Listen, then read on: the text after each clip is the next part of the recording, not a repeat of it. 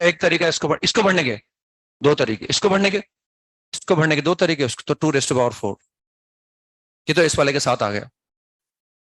ये क्लियर हुआ? अब इसमें देखते हैं सेकंड वाले में। भाई अब यहां से स्टार्ट कर रहे हैं अपन 5 कंसेक्यूटिव हेड, तो इनमें दोनों में डिफरेंस है, इसके लिए यहां क्या करें, यहां टेल इंश्योर कर दो, यहां टेल इंश्योर कर दिया, यहां टेल आना चाहिए, यानी अपनी मर्जी नहीं चलेगी, टेल ही आना चाहिए। उसको भरने का एक तरीका हो गया। इन सबको भरने के तरीके कितने हो गए? एक एक तरीके। उनको भरने के तरीके दो, तो 2⁻³ आ गया। अब ऐसे इसमें भी क्या आएगा? 2⁻³ आएगा, क्योंकि इसमें और इसमें डिफरेंट करने के लिए मुझे यहां इंश्योर करना पड़ेगा कि यहां क्या आ जाए, फिर 5 जगह हेड आ जाए, तो 5 और 1 6, तो ये हो गया। अब 3 प्लस बचे, तो 3 प्लस को, हर प्लस को बढ़ने के दो तरीके हमारे पास। इसके लिए भी 2⁻³, इसके लिए भी वही होगा, यहां टेल इंश्योर करना पड़ेगा। आ रहा है समझ में? तो 2⁻3, और इसके लिए भी ये होगा, यहां टेल इंश्योर करना पड़ेगा 2⁻3। तो this is the favourable outcome. ये हमारे पास है कि भाई इनमें से आ जाए ना। एक दिक्कत आती है, अगर मान लो ये 9 की जगह हमारे पास अगर 4 कंसेक्यूटिव हेड बोलते हैं ना हमारे पास, तो फिर दिक्कत आती। फिर एक केस का रिपीट होता है इनमें ना, जैसे 9 की जगह 5, 9 एंड 9, हमने एक कोइन को 9 बार टॉस किया और बोल रहे हैं 5 कंसेक्यूटिव हेड आए, है ना, तो उसमें कोई केस रिपीट नहीं हुआ ना। लेकिन अगर वो 4 कंसेक्यूटिव हेड बोलते ना, 1 2 3 4 5 6 7 8 9, 4 कंसेक्यूटिव हेड अगर बोलते, तो वो 4 कंसेक्यूटिव हेड यहां भी आ सकते थे, वो 4 कंसेक्यूटिव हेड यहां भी आ सकते हैं। यहां हेड आते तो उन सबको भरने का तरीका मैं क्या करता, दो तरीके से भरता उनको, लेकिन वहां कभी टेल आता। भाई इसको भरने के दो तरीके, दो तरीकों में फिर टेल भी आता। तो हो सकता है यहां 4 हेड आए हो, यहां टेल आ गया हो, और वहां हेड आ गया हो। फिर जब मैं लास्ट वाले 4 प्लेस लूंगा ना, तो वहां 4 हेड आया हूं, यहां टेल आया और वहां हेड आया, तो ये केस 2 बार आएगा। फिर वो एक केस माइनस करना पड़ेगा अपने को। जो भी ऐसे टोटल केस निकाले ना मैंने, उन टोटल केस में फिर एक केस माइनस करना पड़ेगा, क्योंकि ये वाला केस फिर 2 बार आएगा ना भाई, ये वाला केस 2 बार आएगा। ये 4 हेड यहां आ गए, यहां टेल आ गया, ये 4 हेड यहां आ गए। तो जब मैं लास्ट वाले प्लेस पर 4 हेड रखता और यहां एक टेल रखता, फिर यहां भी 4 हेड आ जाते हैं। तो ये केस 2 बार आता है इसमें ना, ये शुरू के 4 वाले हेड में भी आता है और लास्ट के 4 वाले हेड में भी आता है ना। तो अगर 9 प्लेस 4 होता हमारे पास, है ना, मेरी बात समझ में आ गए, 11 प्लेस होते और मुझे 5 कंसेक्यूटिव हेड चाहिए होते, तो फिर एक रिपीट होता ना, एक वाला रिपीट होता। समझ में आ गया? ऐसे निकाल। इसके बाद नेक्स्ट कौन सा है? नेक्स्ट 13 में को डाउट हो, 13 के बाद नेक्स्ट 18 में को डाउट, कौन सा 15 में को डाउट हो। थोड़ा कैलकुलेट करना पड़ेगा इसमें, वो अलग बात है, लेकिन वैल्यू निकालना बड़ी बात नहीं है ना, क्योंकि हम चाहते हैं कि हमें एक कम से कम एक बार सक्सेस मिले। तो 1 - 0 सक्सेस कर दो आप, 0 और सक्सेस का मतलब दे रखा है ना, तो सक्सेस की प्रोबेबिलिटी कितनी आ जाती है? 2/45। सक्सेस की प्रोबेबिलिटी आती है 2/45। ये आएगा ना शायद, क्या आएगा, कुछ और आएगा। भाई एक नंबर निकालना है 9 से लेकर 10 से लेकर 99 में, तो ये कितने नंबर हो गए? 90 नंबर हो गए शायद, है ना।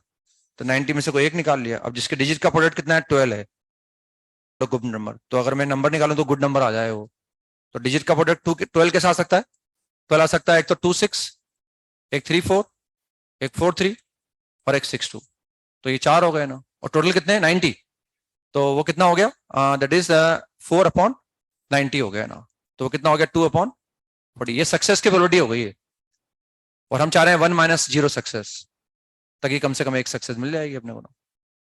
तो 1 - 43/45 होल पावर 4, 4 बार कर रहे हैं ना एक्सपेरिमेंट अपन, तो वो 43/45 होल पावर 4 कैलकुलेट करना पड़ेगा, और उसको 1 में से माइनस करना पड़ेगा आपको। तो वो बस वही चैलेंज है, अदरवाइज तो कोई निकालने में कोई बड़ी बात नहीं है। क्लियर हो गया?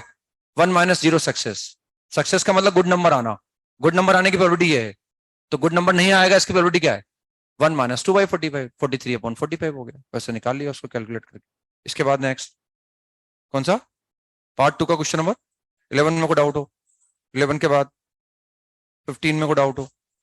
15 में तो केसेस बना लो आप, है ना भाई, तीनों में भी पास करा देंगे उसको एक बार। उन्होंने बोला फर्स्ट और सेकंड में तो पास हो ही सही, और फर्स्ट और थर्ड में भी पास हो, तो फर्स्ट सेकंड थर्ड में भी पास करा देंगे अपन एक।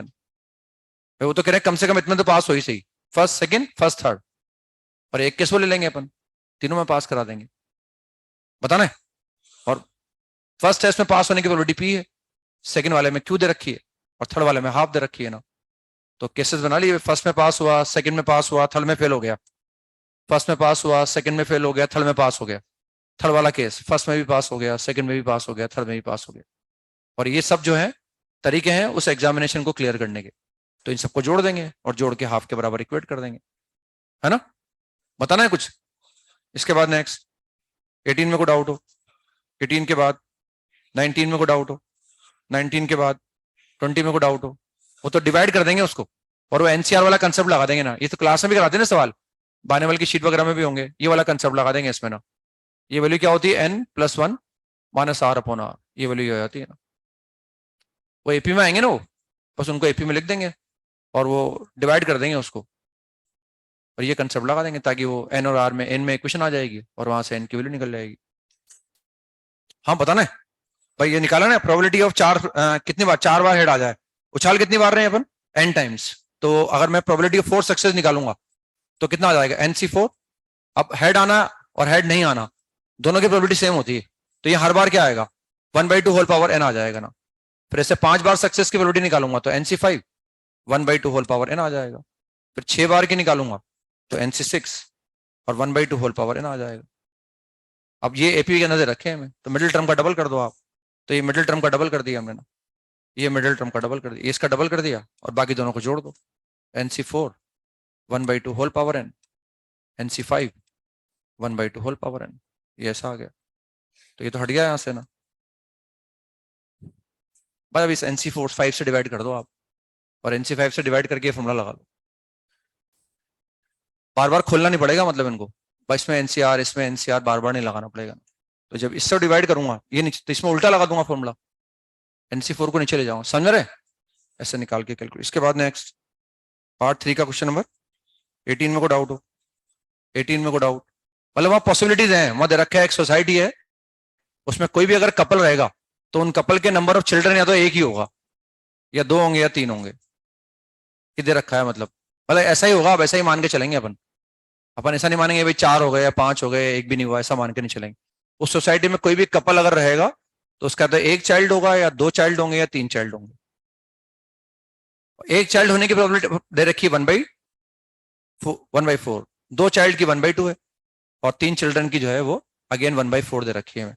तो बोल रहे हैं कि इस तरह की सोसाइटी जहां ऐसा है वहां किसी भी कपल के 4 ग्रैंड चिल्ड्रन हो, इस बात की प्रोबेबिलिटी निकालनी है अपने को। 4 ग्रैंड चिल्ड्रन आ जाए उनके ना, इस बात की मैं प्रोबेबिलिटी निकालनी है। The 4 grand children in such a type of society is. तो हम ये कह सकते हैं जो भी कपल होगा उनके ग्रैंड चिल्ड्रन कब होंगे, जब पहले उस कपल के खुद के चाइल्ड होंगे, फिर उन चाइल्ड के वापस क्या होंगे, तभी हो। तो हम जो है कपल की बात करेंगे, कोई भी अगर मैं कपल लूंगा तो उसमें या तो एक चाइल्ड होने की प्रोबेबिलिटी मेरे पास है, 2 चाइल्ड होने की प्रोबेबिलिटी मेरे पास है, 3 चिल्ड्रन होने की प्रोबेबिलिटी मेरे पास है। और प्रोबेबिलिटी निकालने की जो उस तरह की सोसाइटी है वो प्रोबेबिलिटी ए का मतलब the couple has 4 grand children, ये इवेंट हो गई है ना। अब इसकी प्रोबेबिलिटी निकालने के लिए मुझे किस बात की आवश्यकता पड़ेगी कि वो जिस कपल की मैं बात कर रहा हूं, जिसके 4 ग्रैंड चिल्ड्रन होने की बात कर रहा हूं, पहले उस कपल के खुद के कितने चाइल्ड हैं, ये इस बात पर डिपेंड करेगा। जिस कपल के हम 4 ग्रैंड चिल्ड्रन की बात कर रहे हैं उस कपल के या तो एक चाइल्ड हो सकता है, उस कपल के या 2 चाइल्ड हो सकते हैं या उसके 3 चिल्ड्रन हो सकते हैं। जी तो होगा, ये तो इसके बिना निकाल ही नहीं सकता मैं उसको ना। हम निकाल रहे हैं कि किसी कपल के 4 ग्रैंड चिल्ड्रन हो, इस बात की प्रोबेबिलिटी निकाल रहे हैं। तो उसके लिए पहले ये देखना पड़ेगा भाई ऐसा हो the couple has exactly 1 child, exactly 1 child, या तो ये पॉसिबिलिटी है। ऐसा होने की प्रोबेबिलिटी पता है हमें, जिस कपल के 4 ग्रैंड चिल्ड्रन होने की हम बात कर रहे हैं उस कपल के एक चाइल्ड होने की मुझे प्रोबेबिलिटी पता है। अब उसके एक चाइल्ड होगा तो उसके 4 ग्रैंड चिल्ड्रन होने की प्रोबेबिलिटी में निकाल सकता हूं, अगर मुझे बात पता है तो उसके एक ही चाइल्ड है। या सेकंड पॉसिबिलिटी होगी उस कपल के 2 चाइल्ड होंगे ना, कि 2 चिल्ड्रन हो जाएंगे हमारे पास, ऐसा होने की प्रोबेबिलिटी मुझे पता है। और या फिर जो कपल हमारे पास है उसके 3 चिल्ड्रन हो। अब ऐसा होगा तो मैं इसके बारे में सोच सकता हूं, ऐसा होगा तो मैं इसके बारे में भी सोच सकता हूं, ऐसा होगा तो मैं इसके बारे में सोच सकता हूं। तो पहले तो ऐसा होने की प्रोबेबिलिटी कि उस सोसाइटी में कपल के एक चाइल्ड हो, इस बात की प्रोबेबिलिटी 1/4, 2 चिल्ड्रन हो 1/2, 3 चिल्ड्रन हो 1/4। ये सवाल में दे रखा है उन्होंने। अब हम इसको निकालने की कोशिश कर रहे हैं, प्रोबेबिलिटी ए ऑब्लिक बी। अगर उस कपल के एग्जैक्टली एक चाइल्ड है तो उस कपल के 4 ग्रैंड चिल्ड्रन हो, उसकी प्रोबेबिलिटी निकाल। इधर देखो, बातें मत करो दोनों, क्या बात कर रहे हो दोनों आप, फिर बात नहीं कर रहे, मना कर दो, बात ही नहीं कर रहे थे, नहीं कर रहे थे, बात नहीं कर रहे थे क्या?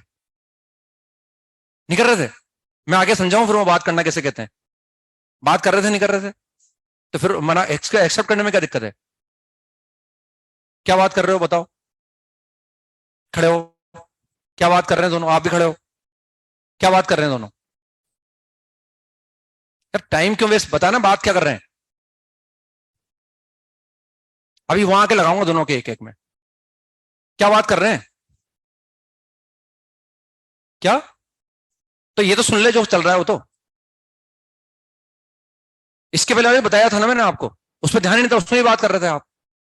अब ये वाला और छूट जाता अगर मैं टोकता नहीं तो आपको, ये वाला और छूटता फिर अभी। इसके पहले वाले तो एक्सप्लेन किया ना मैंने, नहीं किया गया? तो सुनोगे तब समझ में आएगा ना।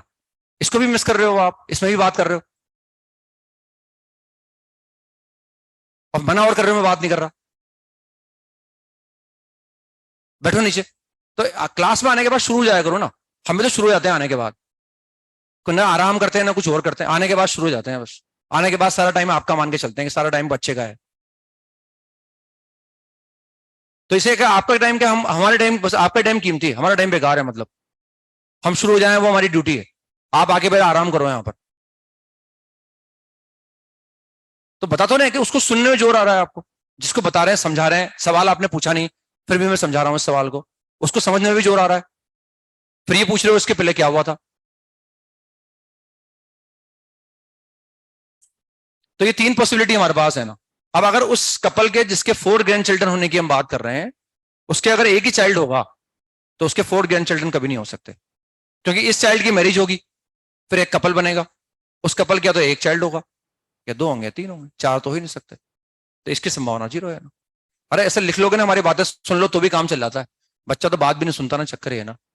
बात भी सुनता है तो मजबूरी में सुनता है वो, कि डांटेंगे भी है, बात करूंगा तो डांटेंगे। बात करने की छूट दो आप हमारी बात सुनोगे, आधे बच्चे तो बात ही नहीं सुने। मतलब इसके लिए भी कर्फ्यू लगा के रखना पड़ता है क्लास में, कि बच्चा कम से कम क्लास में आ गया अब तो बात सुन ले हमारी कम से कम। और इससे इतना डांटो नहीं तो आप बात भी नहीं सुनो हमारी, हम पढ़ा क्या रहे हैं। आधा बच्चा तो सुने ही नहीं बात। तो होमवर्क करके लायक कोई बात नहीं, सवाल समझ तो लो यार। दोबारा कर, उसको नोट तो कर लो कम से कम, दोबारा करने की इच्छा जागृत हो जाएगी तो फिर हम मदद कैसे करेंगे आपकी। उसको कम से कम लिख तो लो आप, अगर सवाल नहीं भी करके लाए तो अपन सुन लें कम से कम उसको। इतनी बार बोल रहे हैं, एक एक चीज को बोला, सवाल भी समझाते हैं आपको कि कैसे कैसे क्या लिखा हुआ है, फिर उसको सुनने में भी जोर आता है हमें। पर अभी सेकंड केस में आ गए हम। अगर मान लो उसके 2 चाइल्ड हमारे पास हैं, तो उसके 4 ग्रैंड चिल्ड्रन होने की प्रोबेबिलिटी निकाल सकते हैं, ये तो जीरो आ गया। अब इसको अलग से हम कैलकुलेट कर सकते हैं यहाँ पर।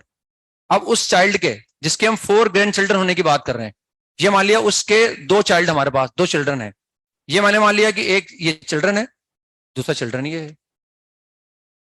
अब ये इसमें मेल फीमेल की बात नहीं कर रहे अपन, भाई ये चाइल्ड दो हैं उसके। अब ये चाहे मेल हो चाहे फीमेल हो, इनकी मैरिज होगी, एक कपल इससे बनेगा। इनकी मैरिज होगी, एक कपल इनसे बनेगा। अब 2 कपल हो गए, और हम चाह रहे हैं भाई इन दोनों कपल के मिला के 4 चिल्ड्रन हो जाएगा। तो इसमें केसेस कंसिडर कर लेंगे हम, भाई इनके एक चाइल्ड हो, इनके 3 चाइल्ड हो जाए, इनके 3 चाइल्ड हो, इनका एक चाइल्ड हो जाए, इनके 2 चिल्ड्रन हो, इनके 2 चिल्ड्रन हो जाए। ये केसेस हो सकते हैं बस। तो इसमें 3 केस बने हमारे पास, इसमें 3 केस बनेंगे। पहला केस ये है कि जो एक फर्स्ट चाइल्ड था, इस चाइल्ड से तो कपल बना, उसके एक चाइल्ड हो जाए। इस चाइल्ड से तो कपल बनेगा, उनके 3 चिल्ड्रन हो जाए ना। तो ये फर्स्ट केस है। ये टोटल जो है, इनका जो सम आएगा वो ये इसके आंसर ये आला आएगा ना। अब इसमें देख सकते हैं भाई इस कपल के, जो भी ये कपल बनेगा, इसके एक चाइल्ड हो, इस बात की संभावना कितनी है? 1/4। भाई एक की संभावना 1/4, दो की संभावना 1/2, और तीन की संभावना 1/4। तो हम देख रहे हैं 1, तो 1 का मतलब 1/4 हो गया, 3 का मतलब 1/4 हो गया। ये फर्स्ट केस हो गया। या फिर ये वाला केस देख लेते हैं, इनके 3 तो 1/4, उनके एक तो 1/4। अब दो दो हो जाए तो 1/2 1/2। आगे समझ में?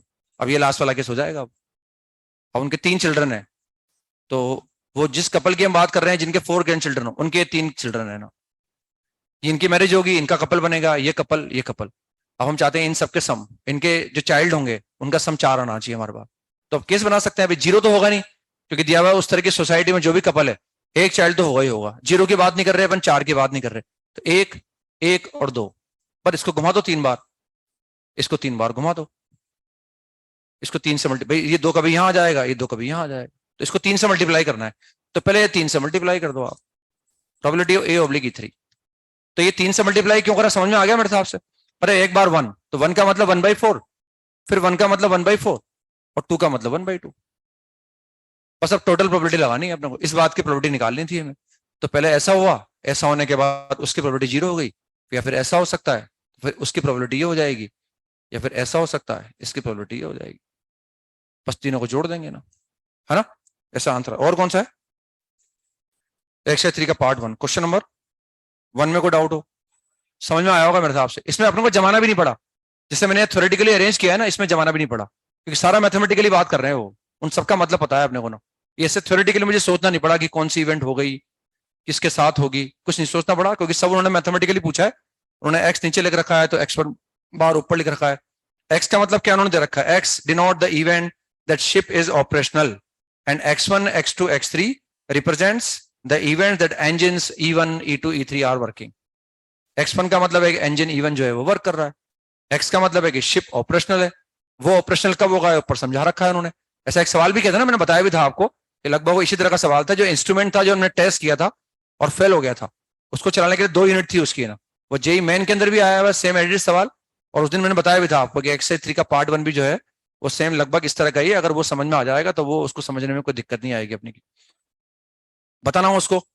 इसके बाद नेक्स्ट थर्ड में को डाउट हो, थर्ड के बाद 4 में को डाउट हो, 1 में से माइनस कर दो। ये मैंने क्लास में कराया था आपको सेम सवाल, मैंने 3 से कराया था कि 3 बच्चों को एक सवाल दिया गया सोल्व करने के लिए, and if they start solving this question independently then find the probability that the problem is solved. तो कम से कम एक बच्चा सोल्व कर लेना। तो कम से कम एक की प्रोबेबिलिटी निकालने के लिए हमने A union B union C का इस्तेमाल नहीं किया था, वो इवेंट इंडिपेंडेंट थी, तो हमने 1 minus P A bar P B bar P C bar का इस्तेमाल कर लिया था। यहां भी यही करेंगे हम कि 1 minus P A bar P B bar P C bar और पी डी बार, क्योंकि वो इवेंट्स आर इंडिपेंडेंट, है ना? इसके बाद नेक्स्ट E5 में को डाउट हो, सेम सवाल दोबारा आया हुआ है, ये सेम सवाल, ये सेम सवाल 8 साल बाद दोबारा आया था मेरे हिसाब से। एक्सरसाइज 3 का पार्ट 2 क्वेश्चन नंबर 15, सेम सवाल same language same data same answer. तो शीट के सवाल भी ईमानदारी से करेंगे ना अपन, कोई भी काम ईमानदारी से करते हैं तो भगवान फल देता है उसका, ऐसा मेरा जीवन का अनुभव है। और जहां बेईमानी करोगे तो कुछ भी नहीं मिलेगा उससे ना, और धोखा मिलेगा बल्कि ना। और कोई भी काम हमारे पास कोई मटेरियल आ रहा है, कोई शीट आ रही है, कोई चीज एक्सप्लेन की जा रही है, उसको ध्यान से सुनो आप, उसका फल मिलेगा 100%, ये मेरी गारंटी है। और धोखा देते जाएंगे अपने आप को तो कुछ भी नहीं होगा उससे ना।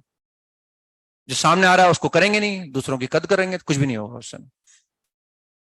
तो सेम सवाल आया, देखो लैंग्वेज भी सेम है, डेटा भी सेम है, आंसर भी सेम, सब कुछ सेम पूछा उन्होंने। एक मेरे साथ 2021 में है वो शायद, है ना, 8 साल बाद वो दोबारा आया। ज्यादातर ऐसा होता है जे एडवांस का कोई भी सवाल दोबारा रिपीट नहीं होता, एडवांस का अगर रिपीट होगा तो वो जेई मेन में आएगा। सेम सवाल आते, ऐसे मैं समय समय पर बताता भी हूँ आपको, काफी सवाल है ना। अब ये सेम सवाल है, डेटा भी सेम है, कोई चेंज नहीं है, जेई मेन के अंदर आ गया वो सवाल है।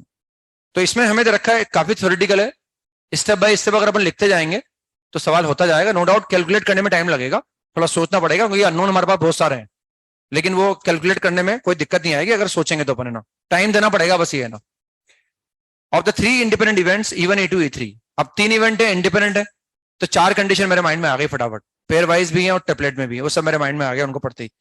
Probability only even occurs, only even event occur हो, even occurs, only even occurs, only even occur का मतलब ये हो गया, ये ऐसे हो गया, ओनली इवन अकर्स। इसकी प्रोबेबिलिटी क्या देखिए अल्फा, ये इक्वेशन नंबर 1 आ गया हमारे पास। आगे लिखा है only E2 occurs, only E2 occurs, only E2 occurs का मतलब एक्सपेरिमेंट करने पर ऐसा एलिमेंट आए जो एग्जैक्टली सेट किसमें हो, एग्जैक्टली E2 के अंदर होना, है ना, एग्जैक्टली E2 के अंदर, ये एग्जैक्टली E2 अकर्स। ये क्या दिया हुआ है, मैं बीटा दिया हुआ है, this is equal to beta, this is equation number 2। अब आ गए हम probability E3 occurs, only E3 occurs. अब ओनली E3 अकर्स तो इवन E2 अकर नहीं होगी, इसका मतलब ऐसा एलिमेंट आना चाहिए जो एग्जैक्टली E3 के अंदर है। ये गामा दे रखा है अपने को, दिस इज इक्वेशन नंबर 3। आगे पढ़ते हैं इसका, let the probability P that none of the event occurs, none of the event occurs मतलब कोई भी इवेंट नहीं हो रही, ना E1 ना E2 ना E3, none of the event occurs, none of the event occurs, and this is equal to small p, this is equation number 4। अब आगे क्या दिया है, आगे दे रखा है कि even it the none of the event occurs satisfy the equation this। तो p जो है, p अल्फा बीटा ये सब जो है, इसको हमें एक रिलेशन भी दे रखा है, alpha minus 2 beta is equal to p दिया हुआ है, और this is equal to alpha beta, एक रिलेशन हमें ये दे रखा है। एक रिलेशन हमें ये दे रखा है, हाँ this is beta minus 3 gamma P 2 beta gamma, this is equation number 6, ये हमें दिया हुआ है ना। और हमें निकालना क्या है, हमें निकालना probability of occurrence of event. तो मैंने एज्यूम कर लिया, let probability of occurrence of event जो है x है, probability of occurrence of E2 मेरे पास y है, और probability of occurrence of E3 मेरे पास z है। ये हमने एज्यूम कर लिया। निकालना क्या है मुझे, E1 का अकरेंस और E3 का अकरेंस। मुझे x बाई जेड निकालना है, ये मुझे निकालना है x बाई जेड। तो इससे ही समझ में आ गया कि या तो मैं इन इक्वेशन को सोल्व करके x और z की वैल्यू निकाल पाऊंगा, नहीं निकाल पाऊंगा तो रेशियो निकाल पाऊंगा। हो सकता है x in terms of z में कैलकुलेट कर पाऊं, हो सकता है वैल्यू नहीं निकाल पाऊं मैं, क्योंकि अननोन बहुत सारे हैं, अल्फा है, बीटा है, फिर गामा है, फिर p है, फिर x है, फिर y है, फिर z है। यानी इन्फॉर्मेशन 1 2 3 4 5 6, 3 तो अल्फा बीटा गामा हो गए, 4 हो गए, 5 6 7 वेरिएबल है हमारे पास। तो 7 इन्फॉर्मेशन भी है, लेकिन 7 इन्फॉर्मेशन है, इन्फॉर्मेशन कम है, 6 हमारे पास। ये तो हमने एज्यूम किया है, तो थोड़ी दिक्कत आ सकती है कैलकुलेट करने में। तो या तो हो सकता है मैं वैल्यू नहीं निकाल पाऊं, वैल्यू नहीं निकाल पाऊंगा तो कुछ ना कुछ एक्स और जेड में रिलेशन आ पाएगा, हो सकता है ना। अब ये एज्यूम करने के बाद मैं इन सबको इक्वेशन की फॉर्म में लिख सकता हूँ ना। जैसे फर्स्ट वाले को देखूं मैं, तो इवन अकर्स, इवेंट्स इंडिपेंडेंट है, और हम जानते हैं अगर 3 इवेंट इंडिपेंडेंट है तो चाहे तीनों पे बार लगा दो, किसी 2 पर लगा दो, 1 पर लगा दो, वो सब भी क्या होती है, इंडिपेंडेंट है ना। तो हम देख रहे हैं फर्स्ट वाले को लिख सकते हैं probability of even, probability of even is X, probability of E2 bar 1 minus Y, और probability of E3 bar 1 minus Z. ये क्लियर हो गया, ये इक्वेशन नंबर 1 से आ गया हमारे पास। बस उसको मैथमेटिकली इक्वेशन में कन्वर्ट कर लिया हमने ना, ये हमने एज्यूम कर लिया, क्योंकि हमें एक्स बाई जेड निकालना है। Probability of even, probability of E2 bar and probability of E3 बार। तो प्रोबेबिलिटी ऑफ इवन हो गया E2 bar and E3 bar. Second पर आ गए अब, इवन बार का मतलब क्या हो गया 1 माइनस एक्स, E2 का मतलब क्या हो गया y, E2 का मतलब y हो गया, और E3 का मतलब क्या हो गया, ये y हो गया, और E3 का मतलब 1 माइनस जेड हो गया। ये कितना आ गया, बीटा आ गया ना, दिस इज इक्वेशन नंबर 2। अब लास्ट गामा वाले पर आ गए, तो E1 का मतलब 1 माइनस एक्स हो गया, इवन बार, E2 बार और E3, ये गामा आ जाएगा ना। फोर्थ वाले पर आ गए, 1 minus X, 1 minus Y, 1 minus Z is equal to P. अब इस फिफ्थ वाले पर आ गए, बेसिकली हमें एक्स वाई जेड में रिलेशन निकालना है, मतलब मुझे अल्फा बीटा पी हटाने हैं, और मुझे एक्स और वाई जेड को रिलेट करना है। तो मेरे पास alpha in terms of X Y Z है, बीटा मेरे पास in terms of X Y Z है, पी मेरे पास in terms of X Y Z है, अल्फा बीटा मेरे पास in terms of X Y Z है। यानी अगर मैं इन अल्फा बीटा पी को रख दूंगा तो यहां से अल्फा बीटा पी हट जाएंगे और एक्स वाई जेड कहीं ना कहीं आ जाएगा। यही मेरी उम्मीद है कि मैं इससे कहीं ना कहीं कुछ कर पाऊंगा ना, क्योंकि मुझे एक्स और जेड में रिलेशन निकालना है। तो हम इस इक्वेशन नंबर 4 का इस्तेमाल कर रहे हैं, 5 का। तो 5 में क्या करो, एक तो अल्फा हमारे पास है, बीटा भी हमारे पास है, तो ध्यान से देखें, या तो पूरा रखें अपन। जैसे अगर मैं अल्फा बीटा लिखूंगा ना, इक्वेशन नंबर 5 का यूज कर रहे हैं हम, अल्फा बीटा को मल्टीप्लाई करूंगा, तो अल्फा बीटा को मल्टीप्लाई करने पर रिपीट कौन हो रहा है इनमें, 1 माइनस जेड। तो ये आ गया X into Y, 1 minus X, 1 minus Y, 1 minus Z का होल स्क्वायर। ये मैंने अल्फा इंटू बीटा लिख दिया, ठीक है ना। अब मैं अल्फा और माइनस 2 बीटा कर रहा हूं, पी तो लिखा हुआ है मेरे पास। अब ध्यान से देखो, पी को अगर मैं लिखूंगा ना, तो पी मेरे पास ये लिखा हुआ है, तो मैं लिखूं क्यों, मैं थोड़ा सोच लेता हूं। यही मानो कि मुझे एक्सप्लेन करना है, मैं एक्सप्लेन करने का बेस्ट तरीका फॉलो कर रहा हूं, जिसमें कम से कम समय लगे और आपको समझ में भी आ जाए। मैं पी को लिखने वाला हूं, यहाँ पी के अंदर तीनों मौजूद हैं, तो जैसे मैं पी को लिखूंगा, ये 1 minus X, 1 minus Y, 1 minus Z हट जाएगा। मल्टीप्लीकेशन में तो है ये पी लिखूंगा ना भाई मैं यहाँ, तो ये पी लिखा हुआ है ना हमारे पास, तो कट जाएंगे तीनों। ये नहीं हुआ क्लियर, इसको यूज कर रहे हैं हम, इसको अल्फा इंटू बीटा लिख दिया मैंने, ये अल्फा इंटू बीटा, ये सब लिखे हुए हैं आपके सामने, ये अल्फा इंटू बीटा यहाँ आ गया हमारे पास। हम देख रहे हैं, हम अब पी को लिखने वाले हैं, यहाँ पी को लिखने वाले, तो पी हमारे पास ये लिखा हुआ है, यहाँ 1 माइनस एक्स भी होगा, कट जाएगा, 1 माइनस वाई होगा, कट जाएगा, 1 माइनस जेड होगा, कट जाएगा। अब मुझे क्या देखना है, अल्फा माइनस 2 बीटा देखना है। अब देखो अल्फा बीटा में कॉमन क्या है, एक तो हमारे पास 1 माइनस जेड कॉमन है, बस 1 माइनस जेड ही कॉमन है शायद, बस तो 1 माइनस जेड कॉमन ले लिया, ये 1 माइनस जेड कॉमन ले लिया। अब अल्फा को लिखो आप, अल्फा क्या है, एक्स माइनस का एक्स वाई, यही तो बचा अल्फा के अंदर, -2 की जगह -2। अब बीटा में क्या बचा, ये तो मैंने कॉमन ले लिया, ये बचा y माइनस एक्स वाई, ये ब्रैकेट बंद हो गया और ये वाला ब्रैकेट बंद हो गया। आगे समझ में, लिखा कम से कम है, वरना लाइन भर जाएगी अभी ना, अगर एक एक लाइन लिखेंगे तो बनना। और समझ में आ रहा है मेरे हिसाब से, अगर थोड़ा सा भी आप सोच के आए हो और मैं मेरे बात ध्यान से सुन रहे होंगे तो समझ में आ रहा होगा शायद, इसी बात नहीं है ना। हमने पी को नहीं लिखा क्योंकि पीएम पहले ही काट चुके हैं ना। अब हम ध्यान से देखें कि हमारे पास जो है वो अगेन ये 1 माइनस जेड था, इस 1 माइनस जेड से बचा हुआ 1 माइनस जेड भी हट गया, इससे 1 माइनस जेड भी हट गया। अब क्या बचा है मेरे पास एक्स, अब इसको खोल लो, X minus X Y plus का 2y प्लस का 2xy बराबर xy -2y -2y आ जाएगा, ये ऐसा आ गया, सही लिखा है। या कितना आ गया xy, ये xy हो गया और इस xy से xy हट गया, व्हाट वी गेट x बराबर 2y।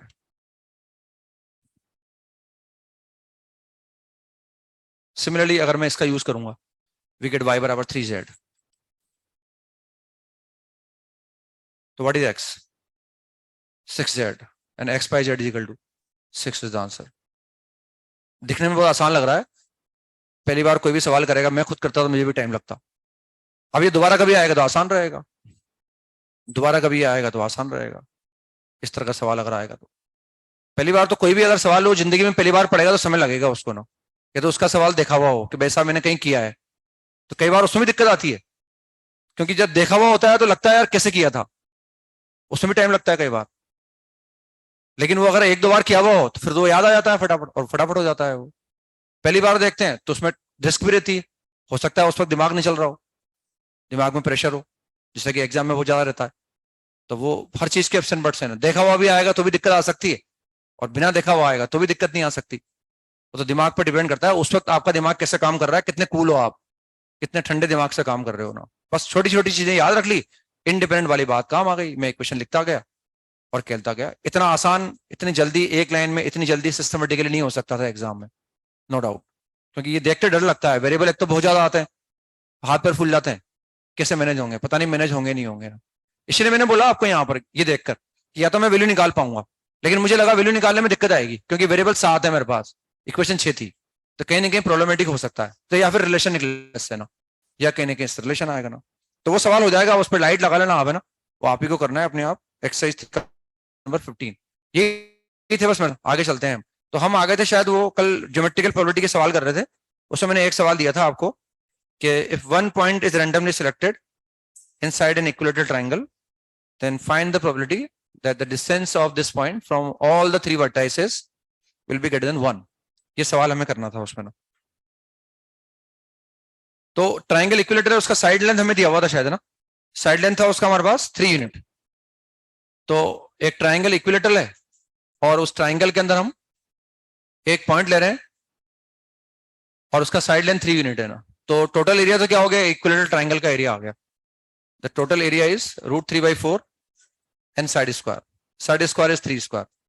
ये टोटल एरिया आ गया। अब फेवरेबल निकालना है कि भाई इसके अंदर मैं कहां लूं उस पॉइंट को, ताकि ये इंश्योर हो जाए कि उसकी हर वर्टेक्स से डिस्टेंस 1 यूनिट से ज्यादा हो। तो हमें चाहते हैं भाई वो ट्राइंगल के अंदर का मतलब ये है कि इससे मान लो मैंने यहां ले लिया पॉइंट, तो वो चाहे ये वाला वर्टेक्स हो, चाहे ये वाला वर्टेक्स हो, वाला हर वर्टेक्स से वो 1 यूनिट से ज्यादा डिस्टेंस पर होना चाहिए। तो मैं क्या करता हूं, पहले 1 यूनिट मार्क कर लेता हूं यहां से, भाई यहां से 1 यूनिट की डिस्टेंस मार्क कर लो आप। मैंने मान लिया ये डिस्टेंस 1 यूनिट की है, यहां से तक की डिस्टेंस 1 यूनिट है, ये ऐसे मैंने 1 यूनिट लिख दिया यहाँ पर, यहां से भी मार्क कर लो, ये 1 यूनिट हो गया। फिर जरूर नहीं यहां हो, ये भी मार्क कर लो, 1 यूनिट हो गया। मान लो ये डिस्टेंस 1 यूनिट की हो गई भाई, ये डिस्टेंस 1 यूनिट की हो गई, ये डिस्टेंस 1 यूनिट की हो गई, ये डिस्टेंस 1 यूनिट की हो गई। तो यानी वो यहां तो हो ही नहीं सकता, यहां भी नहीं हो सकता, यहां भी नहीं हो सकता, ये सारी डिस्टेंस 1 यूनिट की आ गई मेरे पास। यानी इसका मतलब वो पॉइंट यहां नहीं हो सकता। क्या इसके नीचे हो सकता है? यस। यहां हो सकता है? यस। यहां हो सकता है? यस। ऐसे यहां से मार्क कर लो, ये 1 यूनिट मार्क कर लिया, 1 यूनिट को मार्क कर लिया, ऐसे यहां से मार्क कर लो 1 यूनिट, यहां मार्क कर लिया, यहां मार्क कर लिया। यानी हमने क्या करा, इसको सेंटर मानते हुए 1 यूनिट सर्कल, 1 यूनिट का, 1 यूनिट रेडियस का एक सर्कल ड्रॉ कर दिया, इसका रेडियस है 1 यूनिट। अब अगर मैं यहां कहीं भी पॉइंट लूंगा ना, तो ये सारी डिस्टेंस कितनी है, 1 यूनिट है ना, क्योंकि 1 यूनिट रेडियस का मैंने सर्कल ड्रॉ किया है।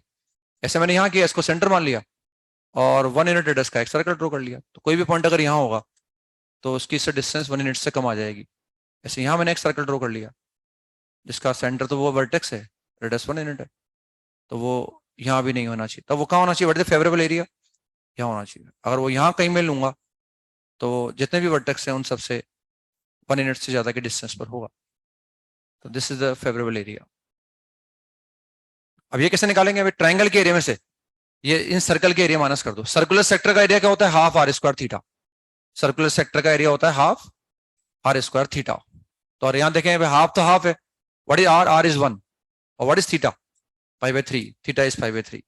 तो वो हमने पूरा ट्राइंगल का एरिया लिख लिया, √3/4 साइड स्क्वायर, और इसमें से हमने हाफ आर स्क्वायर थीटा को माइनस कर दिया, हाफ आर स्क्वायर थीटा को माइनस कर दिया। लेकिन ये तो एक एरिया माइनस हुआ, बस 3 से उसको मल्टीप्लाई कर दो, ये ऐसा आ जाएगा। This is the required probability.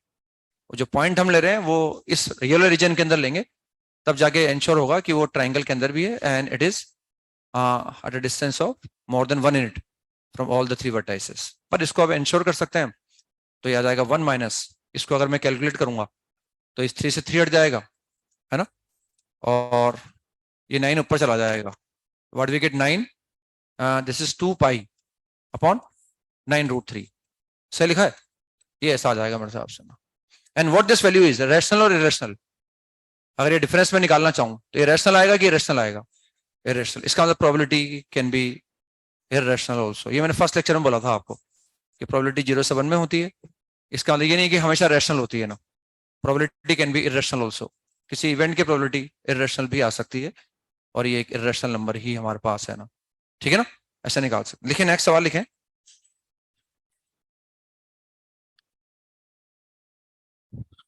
If a point is randomly selected, if a point is randomly selected inside a square, if a point is randomly selected inside a square, if a point is randomly selected inside a square, inside a square, if a point is randomly selected inside a square, then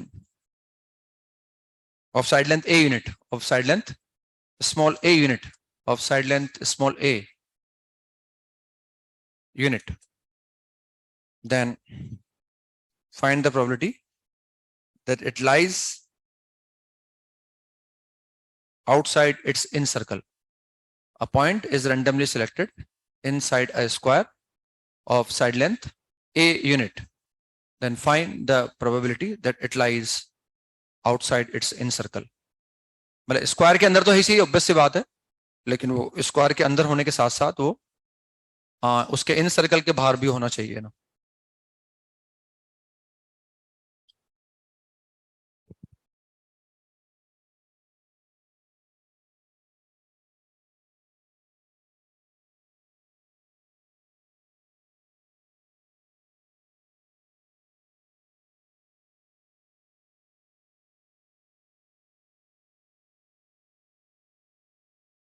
हो गया तो आसान है मेरे हिसाब से ना।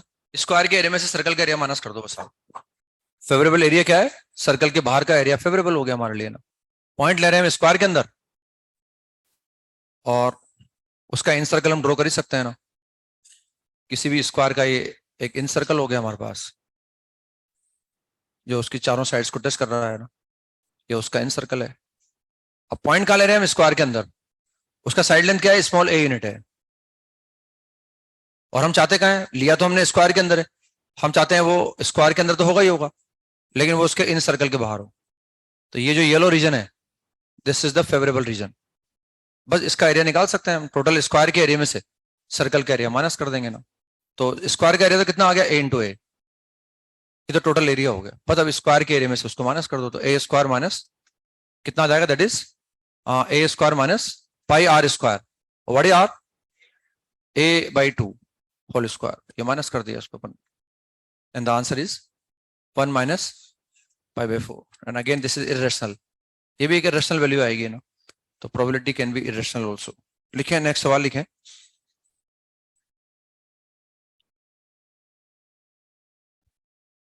To persons A and B, two persons A and B, two persons A and B, A and B, two persons A and B decide to meet, two persons A and B decide to meet at a particular place, two persons A and B decide to meet at a particular place between 2 p.m. to 3 p.m. two persons A and B decide to meet at a particular place between 2 p.m. and 3 p.m. 2 से 3 बजे के बीच में decide किया भाई इस जगह मिलेंगे अपन एक पर्टिकुलर प्लेस पे, with the understanding that they will wait, wait for no longer than 15 minutes. They will wait for no longer than 15 minutes. 15 minute से ज्यादा इंतजार नहीं करेंगे किसी एक दूसरे का वो ना. They will wait for no longer than 15 minutes for the other. Find the probability that they meet. Find the probability that they meet. वो मिल जाए इस बात की प्रोबेबिलिटी निकालनी है अपने को. पर्टिकुलर प्लेस पता है भी यहाँ मिलना है और टाइम लिमिट पता है 2 से 3 बजे के बीच में मिलना है और सिर्फ 15 मिनट तक इंतजार करेंगे ना. 15 मिनट तक इंतजार करने के बाद अगर वो नहीं आएगा तो चले जाएंगे फिर अपन, और हमें प्रोबेबिलिटी निकालने की वो मिल जाए दोनों.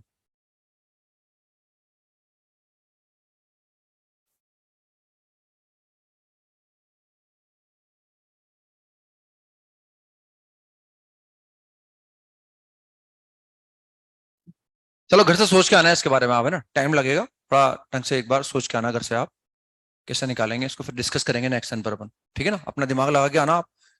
2 से 3 बजे के बीच में आ रहे हैं, अब वो एक पर्सन हो सकता है कि दोनों का टाइम वेरिएबल है, पता नहीं दोनों कितने बजे आएंगे ना. मान लो एक आया 2.x पर, है ना, 2:x पर आया कोई एक, तो x जो है उसकी रेंज मुझे पता है. x की रेंज क्या है 0 से 60. ऐसे जो सेकंड पर्सन था भी वो 2.y पर आया और y की रेंज भी क्या है 0 से 60. ये थोड़ा हिंट है, अब आप इससे सवाल को करने की कोशिश करेंगे ना. एक का टाइम मान लिया भाई 2.x, एक का टाइम मान लिया 2.y. x की रेंज मुझे पता है, y की रेंज मुझे पता है ना. अब कोशिश करेंगे हमें प्रोबेबिलिटी निकालनी है कि वो दोनों मिल जाए ना, तो उनके मिलने की प्रोबेबिलिटी में निकालनी है ना. तो थोड़ा ट्राई करके आएंगे घर से, वरना फिर मैं बताऊंगा आपको. नेक्स्ट हम आते हैं एक्सपेक्टेशन. लास्ट टॉपिक है हमारा ये प्रोबेबिलिटी का, expectation.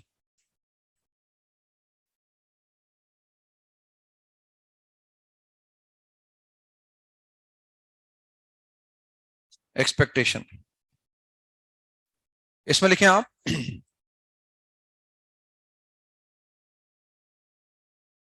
if there are n possibilities, if there are n possibilities, a1,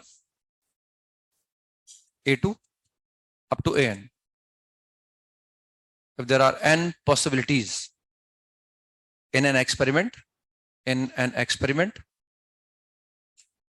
having the probabilities p1, p2, pn, having the probabilities p1, p2, pn respectively. जो भी वो एक्सपेरिमेंट है उसमें ये n पॉसिबिलिटीज हमारे पास है. अब n का मतलब नहीं कि n ही होगी, 2 हो सकती है, 3 हो सकती है, 4 हो सकती है ना. तो ये पॉसिबिलिटीज है उस एक्सपेरिमेंट में, और ये उन पॉसिबिलिटीज की प्रोबेबिलिटी है. तो ऐसा हो इसकी प्रोबेबिलिटी p1 है, ऐसा हो इसकी प्रोबेबिलिटी p2 है. And m1, m2, m3 and m1, m2 up to mn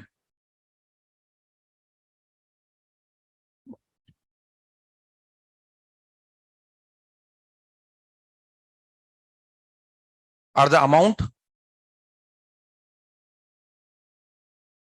associated with respective possibilities. Amount हो सकते हैं, कुछ पॉइंट हो सकते हैं, कुछ क्रेडिट पॉइंट हो सकते हैं, मतलब कुछ वैल्यू हो सकती है ना. और द अमाउंट्स, या कोई क्रेडिट पॉइंट हो सकते हैं ना, या कोई वैल्यू हो सकती है associated with the respective possibilities. मतलब जैसे एक्सपेरिमेंट किया, पॉसिबिलिटी है, इन पॉसिबिलिटीज की संभावना दे रखी है, भाई इसकी संभावना ये है, इसकी पॉसिबिलिटी है, इसकी पॉसिबिलिटी. ऐसा हुआ तो ऐसा होने की प्रोबेबिलिटी तो ये है, लेकिन अगर ऐसा हो गया तो ऐसा होने पर मिलने वाला अमाउंट है, या तो ये कोई अमाउंट होगा, या कोई क्रेडिट पॉइंट होंगे हमारे पास, है ना, या कोई वैल्यू होगी. भाई ऐसा हो जाएगा तो आपको ये वैल्यू मिलेगी, वो वैल्यू असाइन कर रखी है ना. उस पॉसिबिलिटी की प्रोबेबिलिटी हमारे पास है और उस पॉसिबिलिटी से मिलने वाला अमाउंट भी हमारे पास है, वो भी मेंशन कर रखा है. Then the expected value of such experiment is sigma P I M I, मतलब एवरेज वैल्यू होती है NI, sigma P I M I, this the expected value of such an experiment is sigma P I M I. Table बना देंगे हम भाई, इसकी possibility, इस possibility की प्रोबेबिलिटी ये है, उससे मिलने वाला अमाउंट ये है, और बेसिकली ये जो निकाला, this is the expected value of such an experiment. एक सवाल करेंगे, उससे क्लियर हो जाएगा। लिखो आप, there are 100 tickets in a lottery, there are 100 tickets in a lottery, there are 100 tickets in a lottery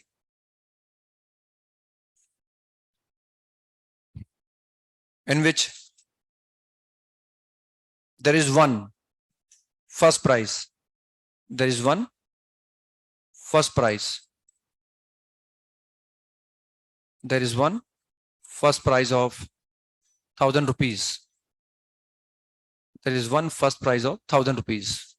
उन 100 टिकट्स में से एक टिकट ऐसा है जो हमारे आगे अगर तो फर्स्ट प्राइज मिलेगा, और उसमें मिलने वाला अमाउंट ये है ना, one second prize of 500 rupees and third prize and one third prize of 250 rupees, and the remaining are blank, remaining ticket जो है मतलब वो ब्लैंक है। 97 टिकट ब्लैंक हो गए, मतलब है ना, उन 97 में से कोई आएगा तो कुछ भी नहीं मिलेगा अपने को ना, and the remaining tickets are blank, then find the expected price of one such ticket of this lottery, then find the expected price of one such ticket of this lottery। मतलब अगर मैं इस लॉटरी का कोई एक ticket लूं तो उस टिकट से मैं क्या एक्सपेक्ट कर सकता हूं, ये मुझे पता लगाना है ना। तो जो एक्सपेरिमेंट है वो टिकट लेना है, उसकी पॉसिबिलिटी क्या है, या तो फर्स्ट प्राइज वाला आ जाएगा, उसकी प्रोबेबिलिटी क्या है वो निकाल सकता हूं मैं, सेकंड प्राइज वाला आएगा, उसकी प्रोबेबिलिटी क्या है वो मैं निकाल सकता हूं, थर्ड प्राइज वाला आएगा, उसकी प्रोबेबिलिटी निकाल सकता हूं, या वो ब्लैंक आएगा, उसकी प्रोबेबिलिटी निकाल सकता हूं, और जो भी पॉसिबिलिटी हुई है उससे मिलने वाला अमाउंट क्या है वो मुझे पता है, और हमें निकालना है expected price of one such ticket of this lottery. Experiment है टिकट लेना, अब उस एक्सपेरिमेंट में पॉसिबिलिटीज क्या है, फर्स्ट प्राइज वाला आएगा या सेकंड प्राइज वाला आएगा या थर्ड प्राइज वाला आएगा। फर्स्ट प्राइज आने वाले की प्रोबेबिलिटी मुझे पता है, उससे मिलने वाला अमाउंट मुझे पता है, सेकंड प्राइज वाला आएगा उसकी प्रोबेबिलिटी मुझे पता है, उससे मिलने वाला अमाउंट मुझे पता है, थर्ड प्राइज वाला आएगा, थर्ड प्राइज वाला आएगा मतलब, तो उससे मिलने वाला अमाउंट मुझे पता है ना।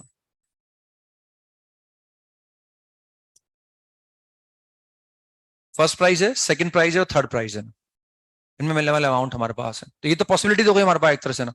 जैसे A1 को लिख लिया मैंने, A1 क्या हो गया हमारे पास, फर्स्ट प्राइज आना, A1 लिख लो, या पॉसिबिलिटी को सिंपल लिख सकते हैं अपन चाहे तो, फर्स्ट प्राइज, जो टिकट है वो फर्स्ट प्राइज वाला आ जाए,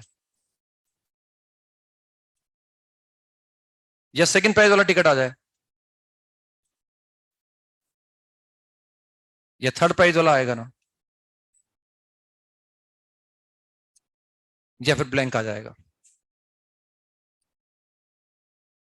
ये तो पॉसिबिलिटीज हैं, जो भी मैं टिकट लूंगा उस टिकट से ये पॉसिबिलिटीज हमारे पास है।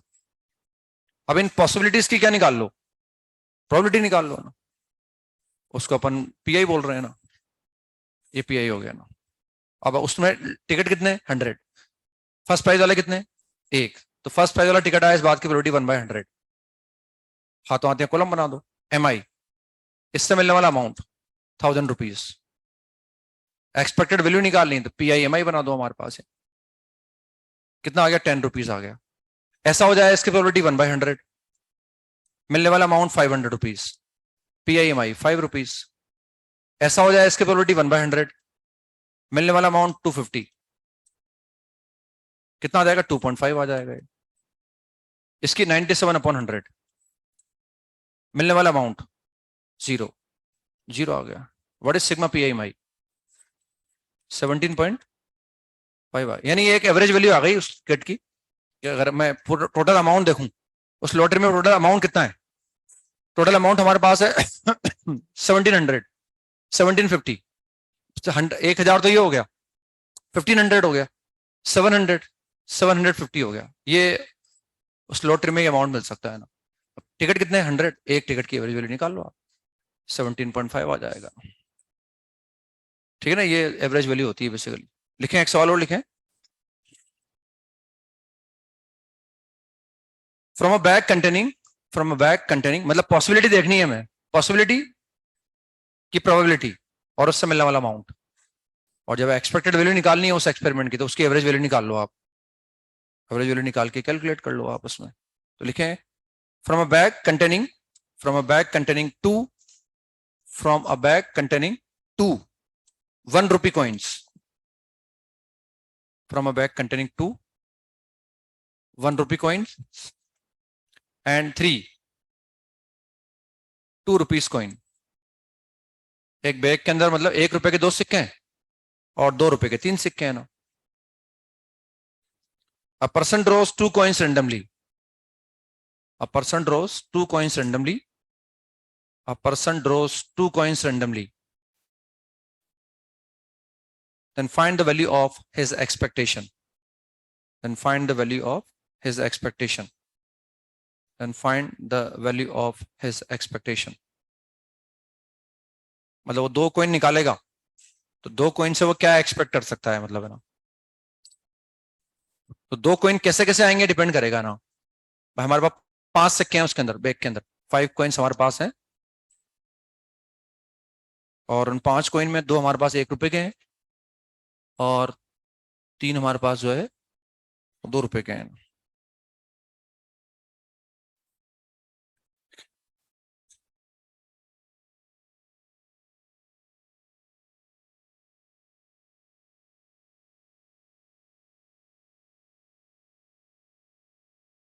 तो केस बनाने पड़ेंगे, पॉसिबिलिटीज क्या क्या है, वो 2 कॉइन कैसे कैसे आ सकते हैं। पहले पॉसिबिलिटी लिख लो, फिर उनकी प्रोबेबिलिटी निकाल लो, फिर उनसे मिलने वाला अमाउंट निकाल लो और PIMI एवरेज वैल्यू आ जाएगी। तो 2 कॉइन अगर मैं निकालूंगा तो दोनों या तो 1 रुपीज के आ जाएंगे ना, 2 coins of 1 rupees, 2 coins of 1 rupees, या फिर एक 1 रुपीज का आएगा, एक 2 रुपीज का आ जाएगा। ये सेकंड पॉसिबिलिटी है।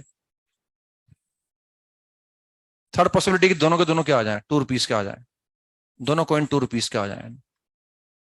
ये ऐसे अपनी लैंग्वेज में लिख लिया हमने ना।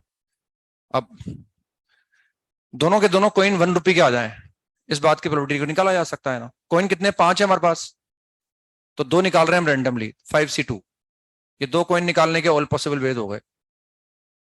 अब हम चाह रहे हैं दोनों 1 रुपए के आ जाए, तो 1 रुपए के कितने, 2 हैं, दोनों के दोनों आ जाए 2C2 and that will come out to be 1/10। ये प्रोबेबिलिटी आ गई ना। और अगर इस तरह से 2 कॉइन आए होंगे तो मिलने वाला अमाउंट कितना आ गया, 2 रुपीज आ गए शायद हमारे पास, 2 रुपीज आ गए हमारे पास। एक कॉलम और बना दिया हमने PIMI का, ये PI हो जाएगा, ये MI हो जाएगा ना। कितना आ गया, 1/5 आ गया, या 2/10 बोल दो उसको ना। या एक कॉइन 1 रुपए का है, एक कॉइन 2 रुपीज का आ जाए, तो कॉइन 5 थे, 2 कॉइन हमने निकाले, एक कॉइन आ जाए 1 रुपीज का 2C1 और एक आ जाए 2 रुपीज का 3C1। तो अब की बार कितना आ गया, 6/10 आ गया। अगर इस तरह से 2 कॉइन आएंगे तो मिलने वाला अमाउंट 3 रुपीज, 3 रुपीज हमारे पास आ जाएंगे। तो ये आ गया 18/10, PIMI इज 18/10। अब इस तरह से आएगा तो अगेन हम 2 कॉइन निकाल रहे हैं, तो 5C2, दोनों 2 रुपए के आ जाए, 2 रुपए के 3 कॉइन है 3C2 एंड 3C2 इज 3, तो 3/10। मिलने वाला अमाउंट 4 रुपीज, PIMI 12/10। बस वो सिग्मा PIMI निकाल लो, तो 20 एंड 32, 3.2 हो गया मतलब। तो this sigma PIMI is 3.2, PIMI is 3.2। और वो या फिर कैलकुलेट करके निकाल लो, एवरेज वाली बात है ना।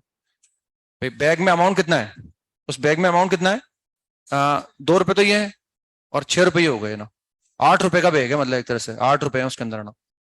अब कॉइन कितने, 5, तो एक कॉइन की वैल्यू निकाल लो आप 6.5, तो 2 कॉइन की एवरेज वैल्यू क्या आ गई, 3.2 आ गई। ठीक है ना, ऐसे भी निकाल सकते हैं हम। लिखें, एक सवाल लिखें next. 2 players A and B, 2 players A and B, 2 players A and B of equal skill 2 points A and B of equal skill are playing a set of games. 2 players A and B of equal skill are playing a set of games. First set खेला, second set खेला, third set खेल रहे हैं, ऐसे set of game के कुछ वो खेल रहे हैं. इक्वल स्किल का मतलब अगर ए नहीं हार जाएगा तो बी जीत जाएगा, मतलब दोनों के जीतने की हारने की संभावना बराबर है, मतलब हाफ हाफ संभावना है ना. They leave off playing the game, they leave off playing the game when A gets 3 points. They leave off playing the game, यानी खेलना कब बंद कब करेंगे वो बता रहे हैं अपन ना. They leave off playing the game if A gets 3 points और B gets 2 points. अगर A के 3 आ जाएंगे तो खेल खत्म हो जाएगा, या फिर B के 2 आ जाए तो भी खेल खत्म हो जाएगा ना. In each game, full stop. In each game, winner gets 1 point. In each game, winner gets 1 point. जो जीतेगा उसको 1 पॉइंट मिल जाएगा, मतलब है ना. If the stake is, if they are playing for the stake of, if they are playing for the stake of 1600 rupees, if they are playing for the stake of 1600 rupees, 1600 rupees, then find the amount received by each player, and find the amount received by each player. मतलब 1600 रुपए के लिए खेल रहे हैं वो ना. अब वो 1600 रुपए कैसे मिलेंगे उनको, जैसे जिसकी जीतने की संभावना ज्यादा होगी उनको उनकी प्रोबेबिलिटी के रेशियो में बढ़ जाएंगे, और क्या है ना. तो या तो ए के 3 पॉइंट आ जाए या बी के कितने आ जाए, 2 पॉइंट आ जाए ना. ए के 3 पॉइंट या बी के 2 पॉइंट. तो ए का निकाल लो, ए को जितना अमाउंट मिलेगा बी को उससे बचाव मिल जाएगा एक चले ना. और संभावना जीतने की ज्यादा किसकी है, बी, क्योंकि उसको 2 पॉइंट चाहिए. तो बी से कैलकुलेट कर लो या फिर ए से कैलकुलेट कर लो. भाई ए के 3 पॉइंट आने की, ए की पॉसिबिलिटी देख लो कि ए के 3 पॉइंट कैसे कैसे आ सकते हैं. भाई ये ए के 3 पॉइंट आने की पॉसिबिलिटी है, उसकी प्रोबेबिलिटी निकाल लो और उस प्रोबेबिलिटी को 1600 से मल्टीप्लाई कर दो. तो 1600 के लिए खेल रहे हो तो ना. और वो बटेगा कैसे, लेकिन वो किसको कैसा मिलेगा वो डिपेंड करता है प्रोबेबिलिटी पर ना, कि जिसकी प्रोबेबिलिटी ज्यादा होगी उस हिसाब से अमाउंट मिल जाएगा. जैसे पीआई एमआई निकाल रहे हैं ना अपन, तो पीआई का मतलब पॉसिबिलिटी की प्रोबेबिलिटी, उसको अमाउंट से मल्टीप्लाई कर रहे हैं अपन ना. तो या तो ए के 3 पॉइंट के लिए निकाल लो या बी के 2 पॉइंट के लिए निकाल लो ना. अगर वो गेम खेल रहे हैं तो ए के 3 पॉइंट कैसे कैसे आ सकते हैं ना. हर गेम के अंदर विनर को 1 पॉइंट मिलेगा और जीतने की संभावना बराबर है, जितनी संभावना ए की है उतनी संभावना बी की है ना.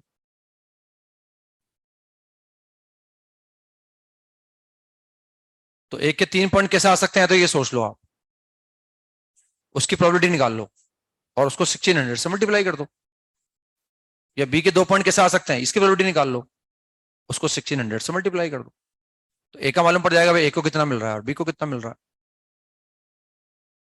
या ये भी मालूम पड़ जाएगा कि ए को कितना मिला, बचा हुआ बी को मिल जाएगा, क्योंकि ए हारेगा तो बी जीतेगा, इसका मतलब है ना.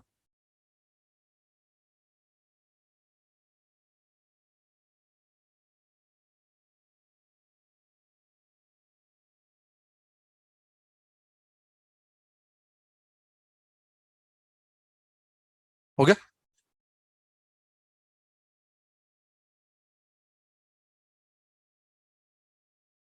तो ए के 3 पॉइंट लाने हैं मान लो मुझे ना. तो ए के 3 पॉइंट कैसे आ सकते हैं ना, पॉसिबिलिटी लिख रहा हूं मैं ना, फिर उसकी प्रोबेबिलिटी निकाल लूंगा मैं. तो या तो फर्स्ट मैच ए जीत जाए, सेकंड भी ए जीत जाए और थर्ड भी ए जीत जाए, हो गया भाई इससे ना. 3 पॉइंट आ गए, अब मैच खत्म हो गया. ये एक पॉसिबिलिटी है जो हम चाहते हैं, उसकी एक पॉसिबिलिटी है. या फिर ऐसा होगा पहले ए जीतेगा, फिर ए जीतेगा, फिर ए हार जाएगा, मतलब बी जीत जाएगा, उसके बाद फिर ए जीत गया, 3 पॉइंट आ गए ए के. या फिर ऐसा होगा बी को घुमाते जाओ बस, और क्या है ना, क्योंकि लगातार 2 बार बी नहीं आ सकता. लगातार 2 बार बी आते ही बी जीत जाएगा 2 पॉइंट, और हम ए के जीतने की संभावना की बात कर रहे हैं अभी ना. अब बी को घुमा दो बस आप ना, बी को आगे लेके आ जाओ, बी को यहाँ आगे लेके आ जाओ, बी को फिर आगे आगे लेके आ जाओ. बस ये पॉसिबिलिटी है कि 3 पॉइंट आने की. और जैसे ए के 3 पॉइंट आ जाएंगे बंद कर देंगे खेलना हो, या बी के 2 पॉइंट आ जाते, हम एक ही बात कर रहे हैं, ए के 3 पॉइंट ऐसे ऐसे आ सकते हैं. ठीक है ना. अब पहला मैच ए जीत गया, इस बात की संभावना कितनी, 1/2 1/2 1/2 1/8 हो गया है ना, 1/2 1/2 1/2। पहला भी इन्हें जीता, दूसरा भी इन्हें जीता, तीसरा भी इन्हें जीता। यहां पे कितना आ गया, 1/16 आ गया। ये कितना हो गया, 1/16। ये कितना हो गया, 1/16। तो ओवरऑल हमने क्या करा, जीते की भी जीत, ए के जीतने की पॉसिबिलिटी निकाल ली। अलग अलग भी कर सकते हैं, उसको मल्टीप्लाई कर दो 1600 से, ये ऐसा होने की संभावना ये है भाई। ए कैसे कैसे जीत सकता है, ऐसे ऐसे ऐसे ऐसे, इसको मल्टीप्लाई कर दो 1600 से, बाद में जोड़ेंगे ना अपन, तो एक साथ पहले जोड़ लो, फिर बाद में मल्टीप्लाई कर दो। समझ में नहीं आ रहा है ना, तो अलग अलग मल्टीप्लाई कर दें 1600 से, फिर बाद में जोड़ दें, या पहले इनकी प्रोबेबिलिटी निकाल लो आप, फिर उसको 1600 से ओवरऑल मल्टीप्लाई कर देंगे अपन। सही बोल रहा हूँ, है ना। तो हम देख रहे हैं भाई ये ओवरऑल पॉसिबिलिटी कितनी आ गई, इसको 2 से मल्टीप्लाई कर दो, 2/16 हो गया मतलब वो। तो 2/16 1/16 1/16 1/16 5/6, तो ये ए के जीतने की संभावना की प्रोबेबिलिटी हो गई 5/16। मिलने वाला अमाउंट 1600, तो कितना मिला, ए को 500 रुपए मिले, तो बी को कितना मिलेंगे, 1100 मिल जाएंगे बी को ना। या बी के लिए सोच लो आप चाहो तो, बी के लिए सोचते हैं, बी को 1600 से मल्टीप्लाई कर देंगे। हो गया क्लियर। तो ऐसे निकाल, मतलब पॉसिबिलिटी की प्रोबेबिलिटी निकाल लो और उससे मिलने वाला अमाउंट लिख दो, और प्रोबेबिलिटी को एमआई से मल्टीप्लाई करके सिग्मा पी आई एम आई निकाल लो। तो वो सिग्मा पी आई नहीं निकाला हमने यहाँ, चाहे तो अलग अलग लिख सकते थे भाई, ये प्रोबेबिलिटी हो गई ऐसा जीतने की 1600, this into 1600, this into 1600, this into 1600, फिर जोड़ देते उसको, तो ये आता अल्टीमेटली वो ना। ठीक है ना, तो ऐसे निकाल सकते। This is all about probability. खत्म हो गया प्रोबेबिलिटी, है ना। बहुत जल्दी वैसे खत्म हो सकता है, चाहे तो अपन बच्चे सहयोग करें तो, जैसे अपन को जो भी पीएनसी वाले सवाल थे वो करने नहीं चाहिए थे ना, है ना। मतलब वो अपन जल्दी कर सकते थे चाहे तो, लेकिन वो जब बोलते हैं भाई रिवीजन करा करो, आप घर आके एक बार रिवीजन कर लो, करते भी होंगे, हमारा भी मन नहीं मानता एक्चुअली, हम भी कोशिश करते हैं ना, हम भी अगर रिजिड हो जाए ना तो हम भी नहीं कराएं, लेकिन हम भी सोचते हैं चलो 1-2 सवाल कराएंगे, किसी ने नहीं करा होगा तो घर जाके दोबारा देखेगा, कहीं ना कहीं दोबारा उसके माइंड में आ जाएगा ना। वरना वो टाइम 11th में पढ़ाने का उसका लॉजिक यही है, पीएनसी प्रोबेबिलिटी दोनों भी एक साथ पढ़ा सकते हैं हम, लेकिन दोनों इसलिए नहीं पढ़ाते कि दोनों साफ हो जाएंगे, फिर बच्चा पढ़ेगा नहीं, दोनों साफ हो गए। और अगर एक थोड़ा बहुत साफ भी हुआ तो हो सकता है उस बहाने वो प्रोबेबिलिटी के बहाने दोबारा देख ले उसको एक बार, मतलब वहां बचने की संभावना है एक बार, अगर प्रोबेबिलिटी 11th-12th में पढ़ाते हैं तो। वरना हमने तो हर तरह से एक्सपेरिमेंट करके देख रखा है, क्योंकि इसमें टाइम ज्यादा लग जाता है ना, अब टाइम ज्यादा लग गया इसमें। अगर पीएनसी के जिस बार पढ़ाते तो 4-5 लेक्चर में खत्म कर देते, लेकिन वो टाइम बचाने से नुकसान हो रहा है बच्चों का फिर ना। अच्छे बच्चे का तो नुकसान कभी नहीं होता, वो तो पढ़ लेता है कैसे भी करके, उसको पता दोनों पढ़ा दो एक साथ, वो रिवीजन करता रहेगा समय समय पर। अब जिसने रिवीजन नहीं करा होगा या छोड़ दिया होगा पीएनसी को, उसको दोबारा एक बार उसको देखने का बहाना मिल जाता है इस बहाने कि यार चलो कोई बात नहीं, दोबारा शुरू हो रहा है, सर बोल रहे हैं भाई पीएनसी काम आएगा, थोड़ा बहुत मैं पढ़ लेता हूँ, और थोड़ा बहुत वो इस बहाने पढ़ ले और दोबारा देख लेना। सिर्फ ये लॉजिक है कि उसको 11th में पढ़ा रहे हैं, इसको 12th में पढ़ा रहे हैं, अदरवाइज तो दोनों एक साथ पढ़ाए। रिपीटर मैंने से एक साथ पढ़ाते हैं पीएनसी का प्रोबेबिलिटी, तो मैक्सिमम 4 लेक्चर में खत्म कर देते हैं प्रोबेबिलिटी, जा 4.5 लेक्चर थ्योरी खत्म। वो पीएनसी वाले सवाल कम कराते हैं, क्योंकि जिस पहले पीएनसी पढ़ाया हुआ होता है ना, थोड़ा बहुत उनका पढ़ा हुआ भी होता है रिपीटर का, नो डाउट, लेकिन वो पढ़े हुए रिपीटर कम आते हैं एक्चुअली। लगता है रिपीटर है, 12th किया हुआ है, वो यहाँ आने के बाद सब उनको लगता है कि हमने कुछ नहीं पढ़ा जीवन में, जो आप पढ़ा रहे हो पहली बार पढ़ रहे हैं, ऐसा लगता है। तभी तो बच्चे यहाँ आते हैं फिर भी, वरना क्यों आते हैं, उनको लग जाए तो बोर्ड में पढ़ाया था वही पढ़ाते हैं, फिर बच्चा क्यों आएगा। तो जो लेवल है मतलब वो 12th का तो बहुत डाउन होता है लेवल। अब नया चैप्टर स्टार्ट करेंगे, limits of function, limits of function.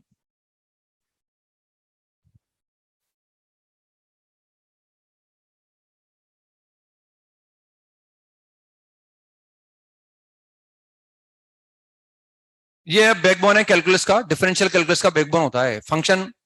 Inverse trigonometry पढ़ाई है इनवर्स ट्रिग्नोमेट्री आगे तक काम आता रहेगा, फंक्शन भी आगे तक काम आता रहेगा हमारे, कुछ भी पढ़े फंक्शन तो आएगा ही आएगा हमारे। इनवर्स ट्रिग्नोमेट्री का यूज भी बार बार आता रहता है हमारे, लेकिन जैसे लिमिट है, कंटिन्यूटी है, मेथड ऑफ डिफरेंशिएशन है, डिफरेंशियबिलिटी के अंदर है, ये सब में हमारे लिमिट काम आता है। फिर जब इंटीग्रल कैलकुलस में जाएंगे तो वहां फंक्शन में जो पढ़ा है वो, और इनडेफिनेट इंटीग्रेशन, इनडेफिनेट इंटीग्रेशन के बाद डेफिनेट इंटीग्रेशन आसान रहेगा थोड़ा समझना, डिफरेंशियल इक्वेशन आसान रहेगा, एरिया अंडर द कर्व पढ़ते हैं वो आसान रहता है ना। तो ये ऐसा बना हुआ सीक्वेंस बनी हुई है, मतलब ये आने के बाद वो आ जाएगा अपने को ना, लिमिट ऑफ फंक्शन। हमने लिमिट का यूज भी करते हैं अपन कई बार, जैसे अपन सीक्वेंस वगैरह में सवाल करते थे, अभी हमने इनवर्स ट्रिग्नोमेट्री में भी करके आए कि भाई एस एन तो निकाल ली हमने, अब ये निकालो आप, या तो ये बोल देते हैं कि find the sum of infinite terms, या ये बोल देते हैं limit N approaching to infinity S N निकालो, है ना, या इस तरह के सवाल भी करते हैं अपन, जैसे कभी इसका ग्राफ बनाते हैं अपन, y is equal to X plus one upon X plus two, इसका भी ग्राफ वगैरह बनाते हैं। तो अब यहाँ -2 रख नहीं सकते अपन, तो हम क्या करते हैं, -2 पर लिमिटिंग वैल्यू निकालते हैं, भैया तो x -2 प्लस होगा या x -2 माइनस होगा। मतलब भी बताया था बीच बीच में हमने, 0 प्लस का मतलब क्या होता है ये सब बताया था हमने आपको, कि 0 से जस्ट बड़ा number, and that is not a fix number, ये भी बताया था आपको। 0 प्लस का मतलब 0 के जस्ट राइट में है, जस्ट राइट क्या होता है पता नहीं होता अपने को, इसलिए फिक्स नंबर नहीं होता है ना। लेकिन हम ये बोल सकते हैं कि 0 का जस्ट राइट है, जस्ट राइट क्या है उसको लिख नहीं सकते हम, वेरी स्मॉल पॉजिटिव क्वांटिटी है जो 0 से जस्ट बड़ी है ना। तो बेसिकली लिमिट निकालने की आवश्यकता वैसे तभी पड़ती है अपने को जब फंक्शन उस पॉइंट पर डिफाइन नहीं हो, जब फंक्शन उस पॉइंट पर डिफाइन नहीं हो। कंटिन्यूटी के बारे में मैंने बोला है थोड़ा बहुत आपको, डिफरेंशिएबिलिटी के बारे में थोड़ा बहुत बोला है। कंटिन्यूटी का मतलब होता है कि अगर मैं कोई भी किसी ग्राफ को चेक करना चाहता हूं कि वो उस पॉइंट पर कंटिन्यूस है कि डिसकंटिन्यूस है, तो वहां पेन रख दो आप, लेकिन पेन तब रख पाएंगे जब वो उस पॉइंट पर डिफाइन होगा। कंटिन्यूटी के लिए भी फंक्शन उस पॉइंट पर डिफाइन होना जरूरी है। उस पॉइंट पर पेन रख दो, थोड़ा उस पॉइंट के राइट में जाओ, वापस पॉइंट पर आ जाओ, थोड़ा उस पॉइंट के लेफ्ट में जाओ। ऐसा करने से पेन अगर उठाना नहीं पड़ रहा तो वो कंटिन्यूस है, और अगर पेन उठ रहा है तो डिसकंटिन्यूस। ये सब मैंने बोला है आपको, शायद आपने सुना भी होगा, है ना। और मैंने बोला था भाई कम से कम जो भी बोल रहे हैं उसको ध्यान में रखो आप, ताकि उसके आगे बढ़ सकें अपन। डिफरेंशियबिलिटी में क्या बोला था, ग्राफ स्मूथ होना चाहिए। अगर ग्राफ स्मूथ है तो वो डिफरेंशियबल है। जितने भी पॉलिनोमियल है सब डिफरेंशियबल होते हैं, उन सबके ग्राफ में कहीं शार्प कॉर्नर, जैसे मॉड है, मॉड का ग्राफ बनाओगे शार्प कॉर्नर आएगा, वहां डिफरेंशियबल। जैसे इनवर्स ट्रिग्नोमेट्री में हमने बात की है, sine inverse of 2x upon 1 plus x square, दो जगह डिफरेंशियबल नहीं होता है, 1 पर और -1 पर लिखा रखा है आपको, बाकी जगह डेरिवेटिव निकाल रखे हैं ना। तो ये सब समय से और बताया जाता है, इनको दिमाग में रखना चाहिए क्योंकि हमारे काम आने वाला है, कभी भी काम आए वो। अगर टीचर पहले से बता रहा है तो मतलब हमारी हेल्प कर रहा है वो, तो ताकि जब वो हमारे सामने आएगा तो हमें कन्वीनियंट रहेगा ना। तो हम लिमिट निकालने की आवश्यकता बेसिकली तभी पड़ती है जब फंक्शन उस पॉइंट पर डिफाइन नहीं हो, तभी आवश्यकता पड़ती है ना। अब जैसे हम सबसे पहले सिंबल से स्टार्ट करते हैं, limit x approaching to A, इसका मतलब क्या होता है सबसे पहले देखेंगे ना। इसका मतलब ये होता है कि X is not equal to A.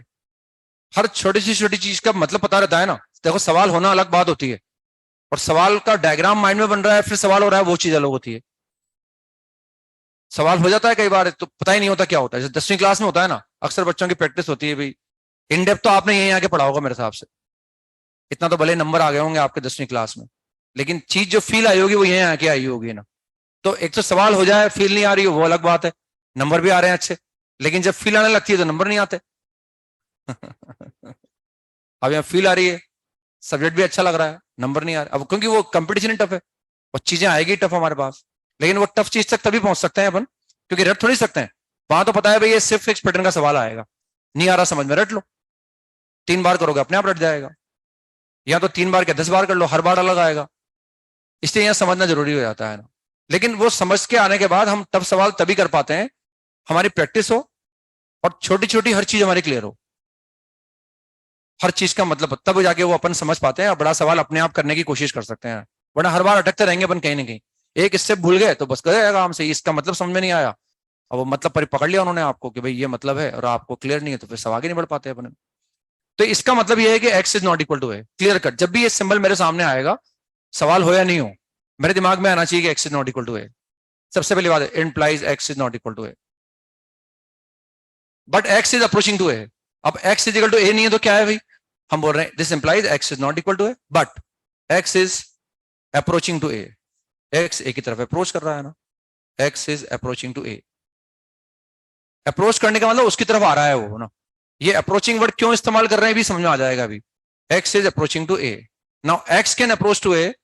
अगर हमसे कहा जाए कि कोई मेरी तरफ अप्रोच कर रहा है तो दो तरफ से कर सकता है अप्रोच।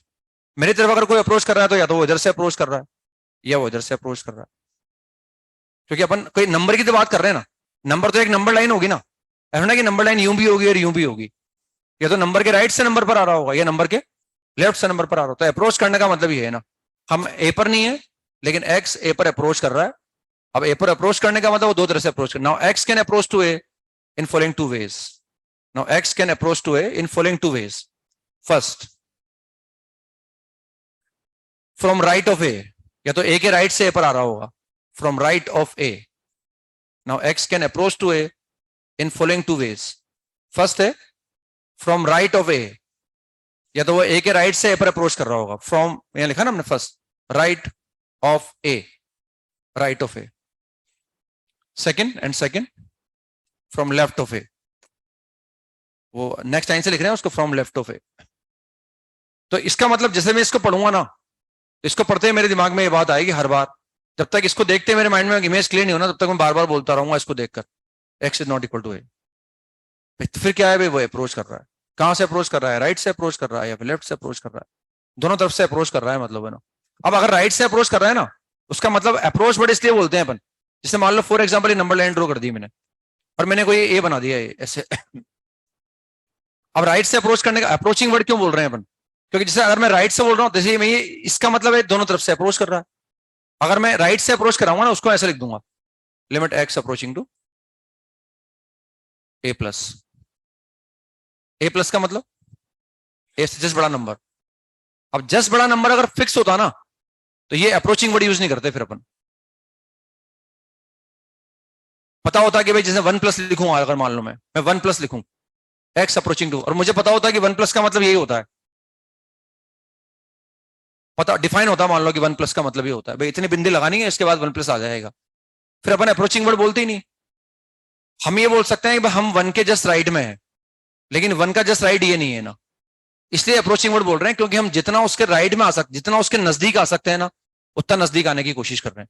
जैसे फॉर एग्जाम्पल मान लो ये ए मार्क कर रखा है, अब हमसे कहा जाए ए प्लस का मतलब क्या होगा, तो हम ये बोलेंगे कि ए का जस्ट राइट।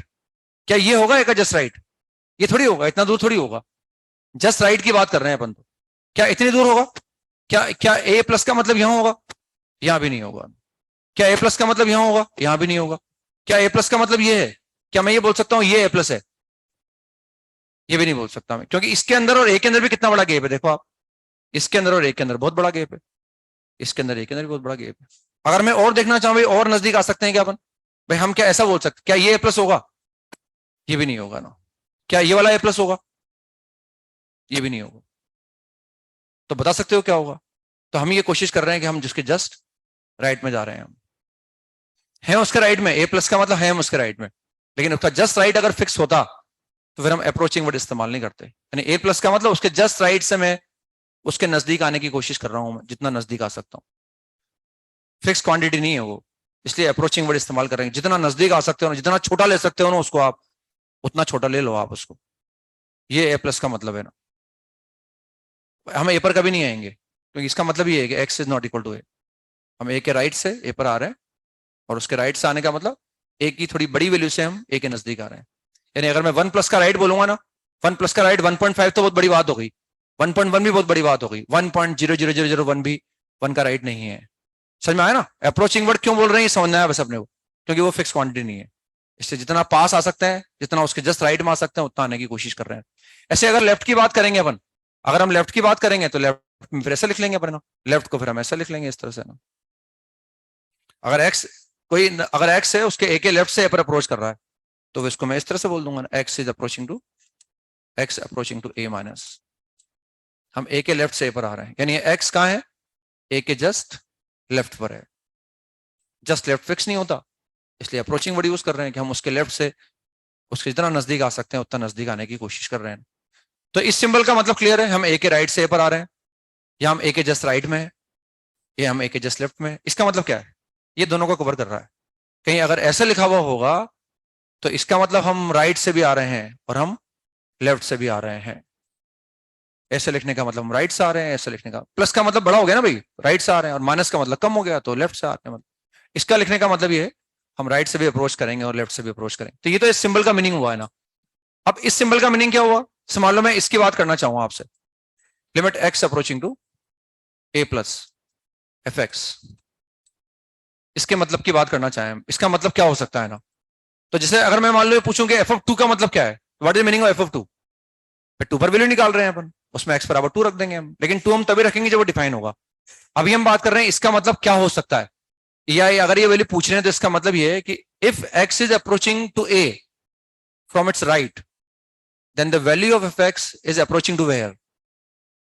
मतलब अगर हम ए के राइट से पर अप्रोच कर रहे हैं, तो ये बताओ कि फंक्शन की वैल्यू कहां अप्रोच कर रही है। जैसे फॉर एग्जाम्पल मान लो अगर मैं इसकी बात करूं, ये मैं डायग्राम बना देता हूं एक, ये मैंने एक डायग्राम बना दिया। डायग्राम भी पता है हमें किसका है ये? जैसे फॉर एग्जाम्पल मैं इसकी बात करना चाहूं, limit x approaching to 0 plus 1/x। इसका मतलब क्या हो सकता है बताओ आप? ये बनाते हैं ना ग्राफ बनाने के लिए, अपन बोलते हैं भाई जीरो रख नहीं सकता, मैं 0 प्लस रख देता हूं। अब इसका मतलब क्या है कि अगर मैं 0 से जस्ट बड़ा नंबर रखूंगा तो फंक्शन की वैल्यू क्या आएगी? तो वैल्यू थोड़ी आएगी, वो तो लिमिटिंग वैल्यू आएगी, क्योंकि मुझे पता नहीं 0 प्लस क्या है। तो यही मतलब है कि अगर मैं 0 के राइट से 0 पर जा रहा हूं तो 1/x की वैल्यू कहां अप्रोच कर रही है, ये इसका मतलब है। अब कैसे, मैं 0 का राइट कहां है? भाई 0 का राइट यहां थोड़ी है, क्या ये 0 का राइट है क्या?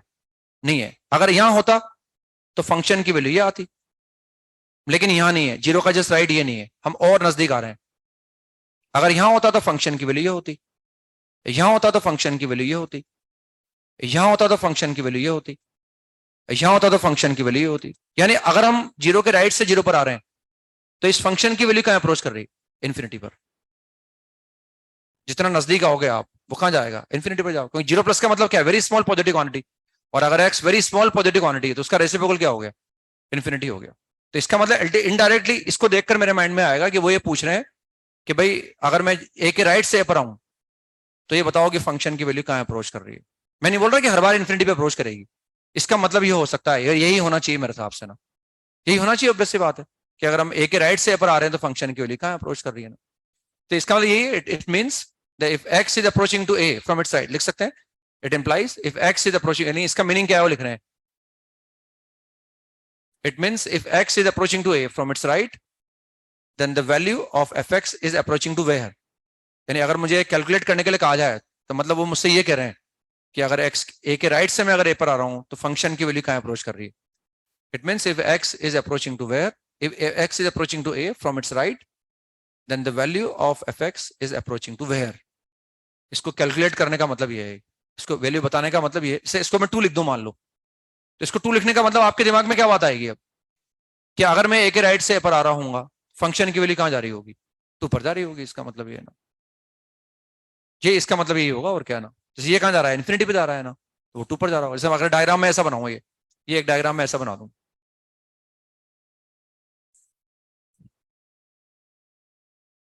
ये एक डायग्राम मैंने ऐसा बना दिया। अब मैं ये पूछूं आपसे, ये वैल्यू मैंने मान लिया ए 2 है और ये मैंने मान लिया 3 है, और अब मैं आपसे ये पूछूं limit x approaching to A plus F x, इस डायग्राम को देखकर बताओ what is the value of this? 3 is the answer. इसका मतलब ये पूछ रहे हैं, इसका मतलब ये है कि अगर मैं ए के राइट से ए पर आऊंगा तो मुझे बताना है कि फंक्शन की वैल्यू कहां अप्रोच कर रही है, ये मुझे बताना है। तो ए का राइट मुझे थोड़ी पता है कहां है, मैंने तो मान लिया भाई मैं ए के राइट से ए पर आ रहा हूं, ये ए का राइट है क्या? नहीं है। वो तो इतना बड़ा इतना दूर इससे दिखाया जाता था कि आपको दिखे, मैं जरा सा यहां लूंगा तो दिखेगा ही नहीं दूर तक, है ना। इससे इतना दूर दिखा रहा है, इतना दूर, इतना गैप थोड़ी है ए प्लस में और ए के अंदर। वो तो ऐसे दिखा रहा है भाई यहां होते तो फंक्शन की वैल्यू यहां आती, हम यहाँ नहीं, हम ए के जस्ट राइट में, तो हम जस्ट राइट में आने की कोशिश कर रहे हैं। अगर हम यहाँ आते तो फंक्शन की वैल्यू ये होती, यहाँ होते तो फंक्शन की वैल्यू ये होती, यहाँ होते तो फंक्शन की वैल्यू ये होती, और आगे नजदीक तो फंक्शन की वैल्यू आएगी, यहाँ फंक्शन की वैल्यू आ जाएगी, यहाँ फंक्शन की वैल्यू आ जाएगी। तो अगर मैं ए के राइट से अगर ए पर अप्रोच कर रहा हूँ तो फंक्शन की वैल्यू कहां अप्रोच कर रही है? 3 पर अप्रोच कर रही है। इसका मतलब ये, मतलब समझ रहे हैं अभी? सवाल वाल तो कर ही नहीं रहे अपन, इन सिंबल का मतलब समझ रहे हैं अभी, इसका क्या निकालेंगे, इसका मतलब क्या होगा वो समझ रहे हैं अभी अपन। अगर मैं इसी डायग्राम में ये पूछूं आपसे limit x approaching to A minus what is f x, this is 2, ये 2 आएगा अपना। अब मैं ए के लेफ्ट से ए पर आ रहा हूं, तो ए के लेफ्ट से अगर मैं ए पर आऊंगा तो फंक्शन की वैल्यू कहां जाएगी? ए का लेफ्ट, ए का लेफ्ट ये तो है नहीं है, ए का लेफ्ट, अगर मैं यहां होता तो फंक्शन की वैल्यू इस हाइट के बराबर होती, अगर मैं यहां होता तो फंक्शन की वैल्यू इस हाइट के बराबर होती। हम ए के जस्ट लेफ्ट में आने की कोशिश कर रहे हैं ना, अगर मैं और नजदीक आता तो फंक्शन की ये हाइट के बराबर होती, और नजदीक में आ गया तो फंक्शन के लिए आ गया। तो अगर मैं ए के लेफ्ट से ए पर अप्रोच कर रहा हूं, अगर मैं ए के लेफ्ट से ए पर अप्रोच कर रहा हूं तो फंक्शन की वैल्यू कहां अप्रोच कर रही है? 2 पर अप्रोच कर रही है। आ रहा है समझ में? तो ये 2 हो गया ना, ये तो कितना हो गया? 3 हो गया और ये 2 हो गया।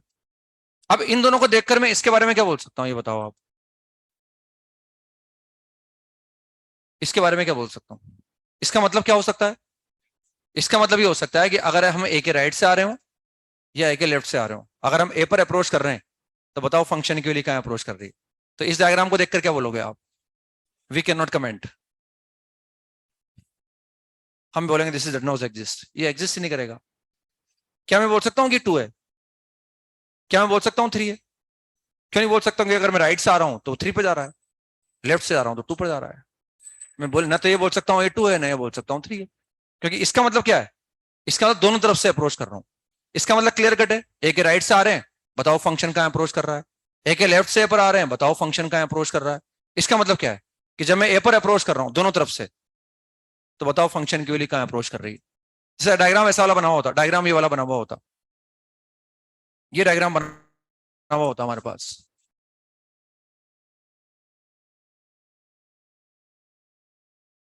and this is equal to 4. Now what we can say about this? Limit x approaching to a plus fx. What we can say about this? Limit x approaching to a minus fx. Now what we can say about this? Limit x approaching to a fx. 4. ये कितना है? 4 है। समझ में आ रहा है? 4 है। ए के राइट से आओ 4 पर जाएगा फंक्शन, ए के लेफ्ट से ए पर आओ, ये आ रहा है समझ में? अब इसके बारे में क्या बोल, ऑब्वियस सी बात है, चाहे मैं राइट से आऊं तो भी 4 पे जा रहा है, लेफ्ट से आऊं तो भी 4 पे जा रहा है। इसका मतलब चाहे कहीं भी आ जाओ ऐसे, फंक्शन के लिए 4 पर जा रही है, इसका मतलब है ना, दिस इज 4। और यहाँ क्या बोल रहे हैं, यहाँ हम इसको ना 2 बोल सकते हैं ना 3 बोल सकते हैं। यहाँ बोलेंगे लिमिट डज नॉट एग्जिस्ट, यहाँ बोलेंगे दिस विल नॉट एग्जिस्ट। मैं कुछ बोल ही नहीं सकता ना, हाफ बोल सकता हूँ उसको, हाफ बोलना भी गलत है क्या? 3 बोल सकता हूँ, 3 बोलना भी गलत है क्या? 5 बोल सकता हूँ, मैं कुछ बोल ही नहीं सकता, तो मैं ये बोलूंगा दिस डज नॉट एग्जिस्ट। इसके बारे में जवाब दे सकता हूँ मैं, इसके बारे में जवाब दे सकता हूँ, इसके बारे में जवाब नहीं दे सकता मैं आपको ना, ठीक है ना। तो ये लिमिट जो है ये एग्जिस्ट तब करेगी, limit x approaching to f x, ये एग्जिस्ट तब करता है जब राइट हैंड लिमिट, इसको बोलते हैं राइट हैंड लिमिट अपन, है ना, ये इसको बोल रहे हैं right hand limit at X is equal to A, इसको बोल रहे हैं left hand limit at X is equal to A, left hand limit at X is equal to A, और ये सिर्फ लिमिट है at X is equal to A. तो यहां बोल सकते हैं इसको, this is right hand limit at X is equal to A, इसको लिख सकते हैं अपन ऐसे, limit x approaching to A plus F x. समझ में आ गया ना इसका मतलब? अगर मैं ए के राइट से पर आ रहा हूं तो फंक्शन की वैल्यू कहां अप्रोच कर रही है, left hand limit at X is equal to A, left hand limit at X is equal to A. इसका मतलब बोल सकते हैं इसको ऐसा लिखा जाता है, थ्योरेटिकली लिखो आप, या इसको ऐसा बोल दो। मीनिंग क्या है समझ में आ गया ना? मान लो वो 4 दे रखा हो तो इसका मतलब मैं ए के राइट से ए पर आऊंगा तो एफ एक्स 4 पर जा रहा होगा, ये माइनस का 6, इसका मतलब अगर मैं ए के लेफ्ट से ए पर आऊंगा तो एफ एक्स 6 पर जा रहा होगा ना। यानी इनको देखकर डायग्राम बना सकते हैं कि ऐसा हो रहा होगा भाई ए के आसपास, है ना। और अगर मैं इसकी बात करूं एंड लिखें and limit x approaching to a and limit x approaching to f x, इसका मतलब क्या है कि जब एक्स ए पर अप्रोच कर रहा है, कहां से? दोनों तरफ से, तो बताओ फंक्शन की वैल्यू कहां अप्रोच कर रही है, इसका मतलब ये है ना, यही मतलब होगा, वैसे बात है इसका मतलब। उसके लिए मुझे ये निकालना पड़ सकता है, उसके लिए मुझे ये निकालना पड़ सकता है। और ये एग्जिस्ट कब करेगा? जब ये दोनों फाइनाइट हो और बराबर हो, दोनों फाइनाइट हो और बराबर हो। ये दोनों, अगर ये 2 है, ये 2 है तो ये 2 है, ये 3 है, ये 4 है तो ये कुछ नहीं है ना।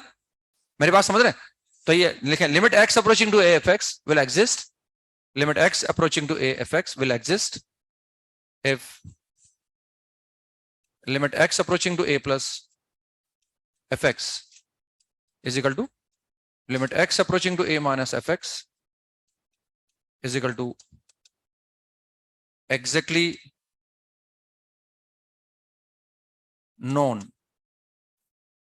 finite value।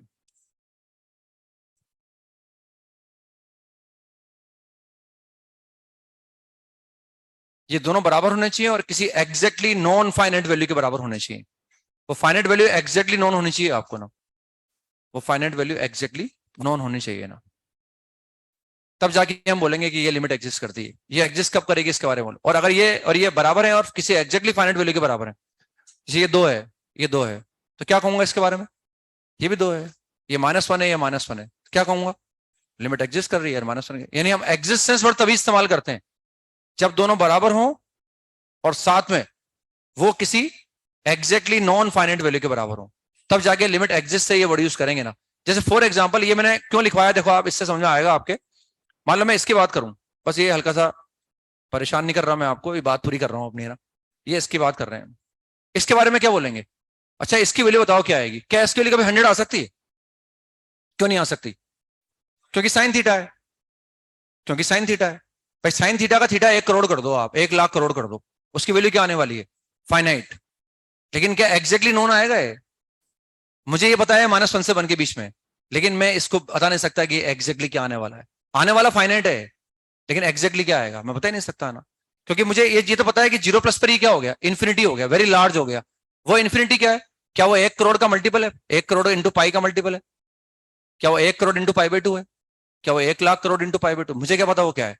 बस मैं बोल सकता हूँ एंगल इज वेरी लार्ज, और अगर एंगल वेरी लार्ज है तो मैं बता नहीं सकता, क्योंकि वो एंगल जो वेरी लार्ज है मुझे वो पता नहीं है कि वो क्या है ना, बहुत बड़ी क्वांटिटी है वो ना, और मुझे पता नहीं कि वो कितना है ना। इसलिए मैं ये नहीं बोल सकता कि वैल्यू हाफ आ रही है, कि √3/2 आ रही है, कि 1/√2 आ रही है, कि 1/4 आ रही है, क्या आ रही है। फाइनाइट आएगी, गारंटी है। एग्जैक्टली नोन नहीं है, ये डिफरेंस है। समझ में आ गया आपको? मैं यहाँ क्या बोलूंगा, आप डज नॉट एग्जिस्ट। मैं इसको ना 1/2 बोल सकता हूँ, फिर आप लड़ोगे 1/2 कैसे मान लिया आप। मैं 1/3 बोलूंगा तो आपको लोगे 1/3 कैसे मान लिया आप। तो ये कहूंगा this limit does not exist, क्योंकि मैं इसको बता नहीं पा रहा कि एग्जैक्टली कितना आ रहा है, मैं इसको बता नहीं पाऊंगा। ठीक है ना? तो ये जितना भी मैंने पढ़ाया इसको गौर करके आएंगे आप, है ना, घर से, और फिर नेक्स्ट सन पे मिलते हैं अपन। तो शीट होमवर्क लिखे आप, डीपीपी नंबर A14 करना है एक तो अपने को ना, डीपीपी नंबर A14 करना है, डीपीपी नंबर A14 ये हमें करना है। इसके बाद शीट में लिखें सवाल, एक्सरसाइज 1 का पार्ट 1 के अंदर मेरे हिसाब से शायद एक बचा हुआ होगा बस, है ना। एक्सरसाइज 1 का पार्ट 1 D1 बचा होगा शायद इसमें, तो D1 करना है। पार्ट 2 के अंदर भी शायद एक बचा हुआ होगा, एक्सरसाइज 1 का पार्ट 2, इसमें बचा हुआ है शायद, आ, एक बचा हुआ होगा ना शायद इसमें।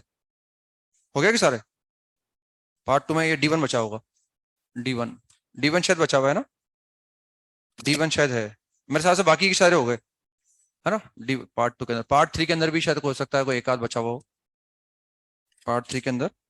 एक तो D3 बचा हुआ है शायद, है ना, D3 बचा हुआ है बस शायद। एक्सरसाइज 1 का पार्ट 3, एक्सरसाइज 2 के पार्ट 1 पर आ गए अपन। एक्सरसाइज 2 का पार्ट 1 क्वेश्चन नंबर इसमें 7 करना है हमें, 7 के बाद ये 12 करना है इसमें। एक ये 14 करना है, एक्सरसाइज 2 का पार्ट 1। पार्ट 2 में आ गए हम। पार्ट 2 के अंदर मेरे हिसाब से आई थिंक हम 16 कर सकते हैं और एक 17 कर सकते हैं। ये करने हैं हमें ना, डीबीबी के सवाल करके लाने हैं और ये करके लाने हैं अपना। ठीक है।